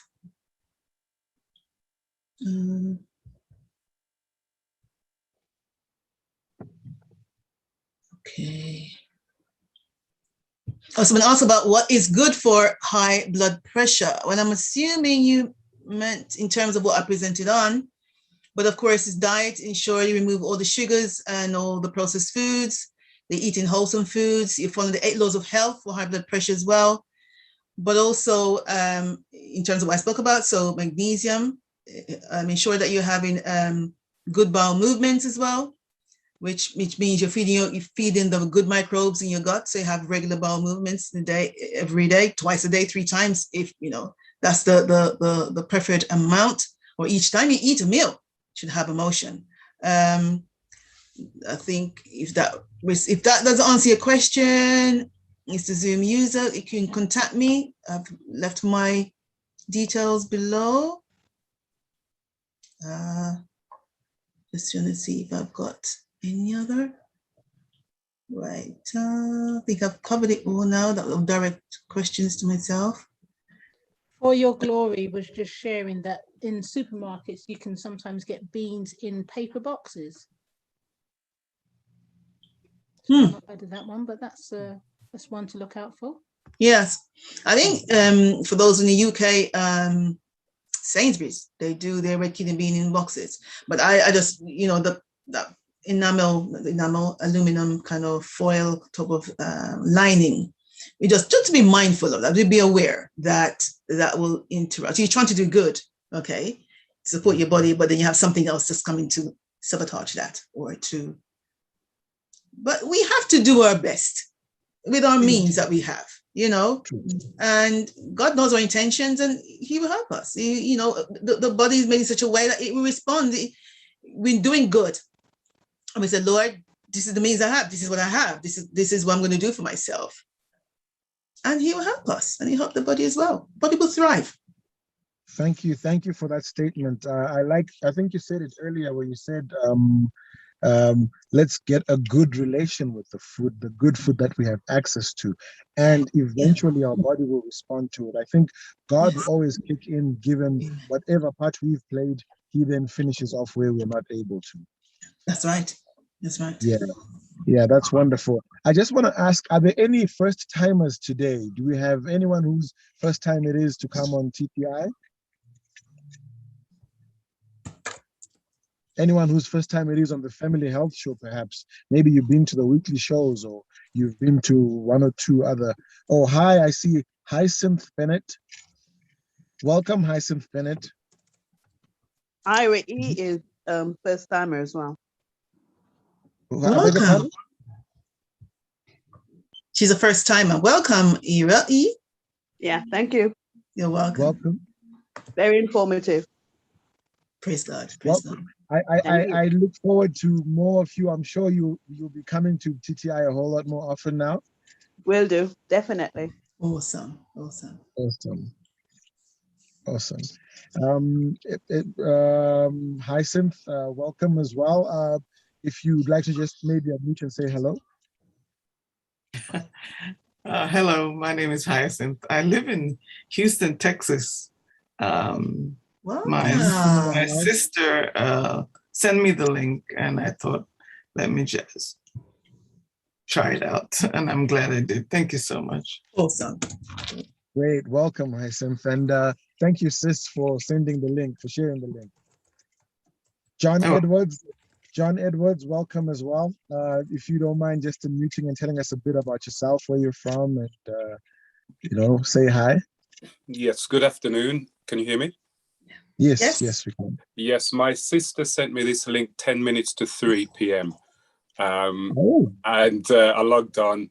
I'm a nurse. I'm from Birmingham. And very, very informative, absolutely brilliant. And I'll be taking on a lot of the information and sharing the information also. I grabbed all of your screenshots, by the way. Thank you for the information, and yeah, I'll be logging on to more sessions when they come up. Awesome, great. Looking forward to seeing you, John. Certainly looking forward to seeing you, and remember to catch up. I think we spoke in private on the chat, and you said you were going to just try and go through as many of those. That's right. Lessons as possible. The previous conversations, but let's keep going and keep looking forward also to more of these. Okay, thank you. Bye-bye. Awesome. Don't forget about our YouTube channel. True. We have True a Temperance channel. International. That's right, Lewis. We have a YouTube channel, and we have all our videos. This video, for example, is live right now on YouTube, and you can catch up on any of these later on. Just get on YouTube and look up True Temperance International. That's True Temperance International. Join our YouTube channels. Also, join our chats, our Telegram groups. We have the spiritual group for everyone, because we're developing the body in order also to develop the mind, and ultimately we're developing our spirituality. So join our spiritual group. We have the spiritual conversations. We have the spiritual show exactly like this, but for spiritual growth on Tuesdays, 7 p.m. UK time, 7 p.m. till 8 p.m.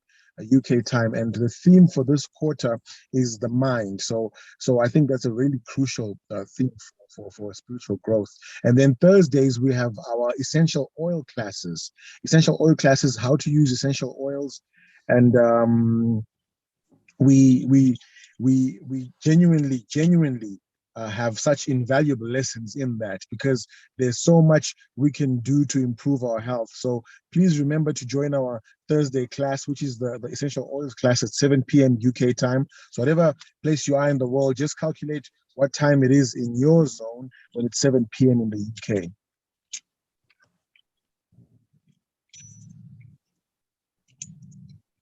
Great, and I think we've got our challenge. We've got our challenge already. So I believe there we go. There's a bit more information. So for our YouTube channel, just type in True Temperance International. Please like and subscribe, and make sure you share. You heard all the sisters that were sharing. Brothers out there, please do share. Please share. Oh, my sister shared. I didn't hear my brother shared. So guys, you need to step up. Encourage. Yeah. So please like, subscribe, and share. Please like, subscribe, and share. Check out the videos. It's such invaluable information that some people out there are paying for. and you're getting it absolutely free on True Temperance International. And ultimately, I just want to say thank you so much, Sonia. Thank you, Sonya Barnes. You've really been such a gem, and thank you for all this information. Like I said earlier, I sort of didn't know magnesium like that, but right now, pure gold. Magnesium, mitochondria, and microbiome, the 3 M's to maximize our health. Remember, that's not a typo. We are maximizing our health. Okay, praise God. Thank you for having me, DTI, and all the best to all the team members. Take care. Thank you. And thank you to all the viewers and for those who took part and asked the questions. Thank you so much. Thank you for your time. Thank you.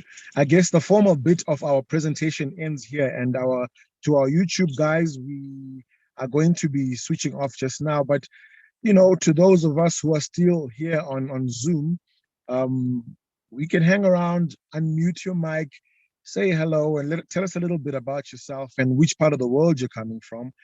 Beautiful that it's a worldwide ministry, so we have everyone from everywhere. We've heard, someone from Houston, Texas, somebody from Florida, someone from, in fact, every bit of the world is represented here, Birmingham, and we really, really, really look forward to just greeting everyone. So we're about to end our YouTube bit, but we'll be carrying on with the Zoom for a little bit longer, just to say hello.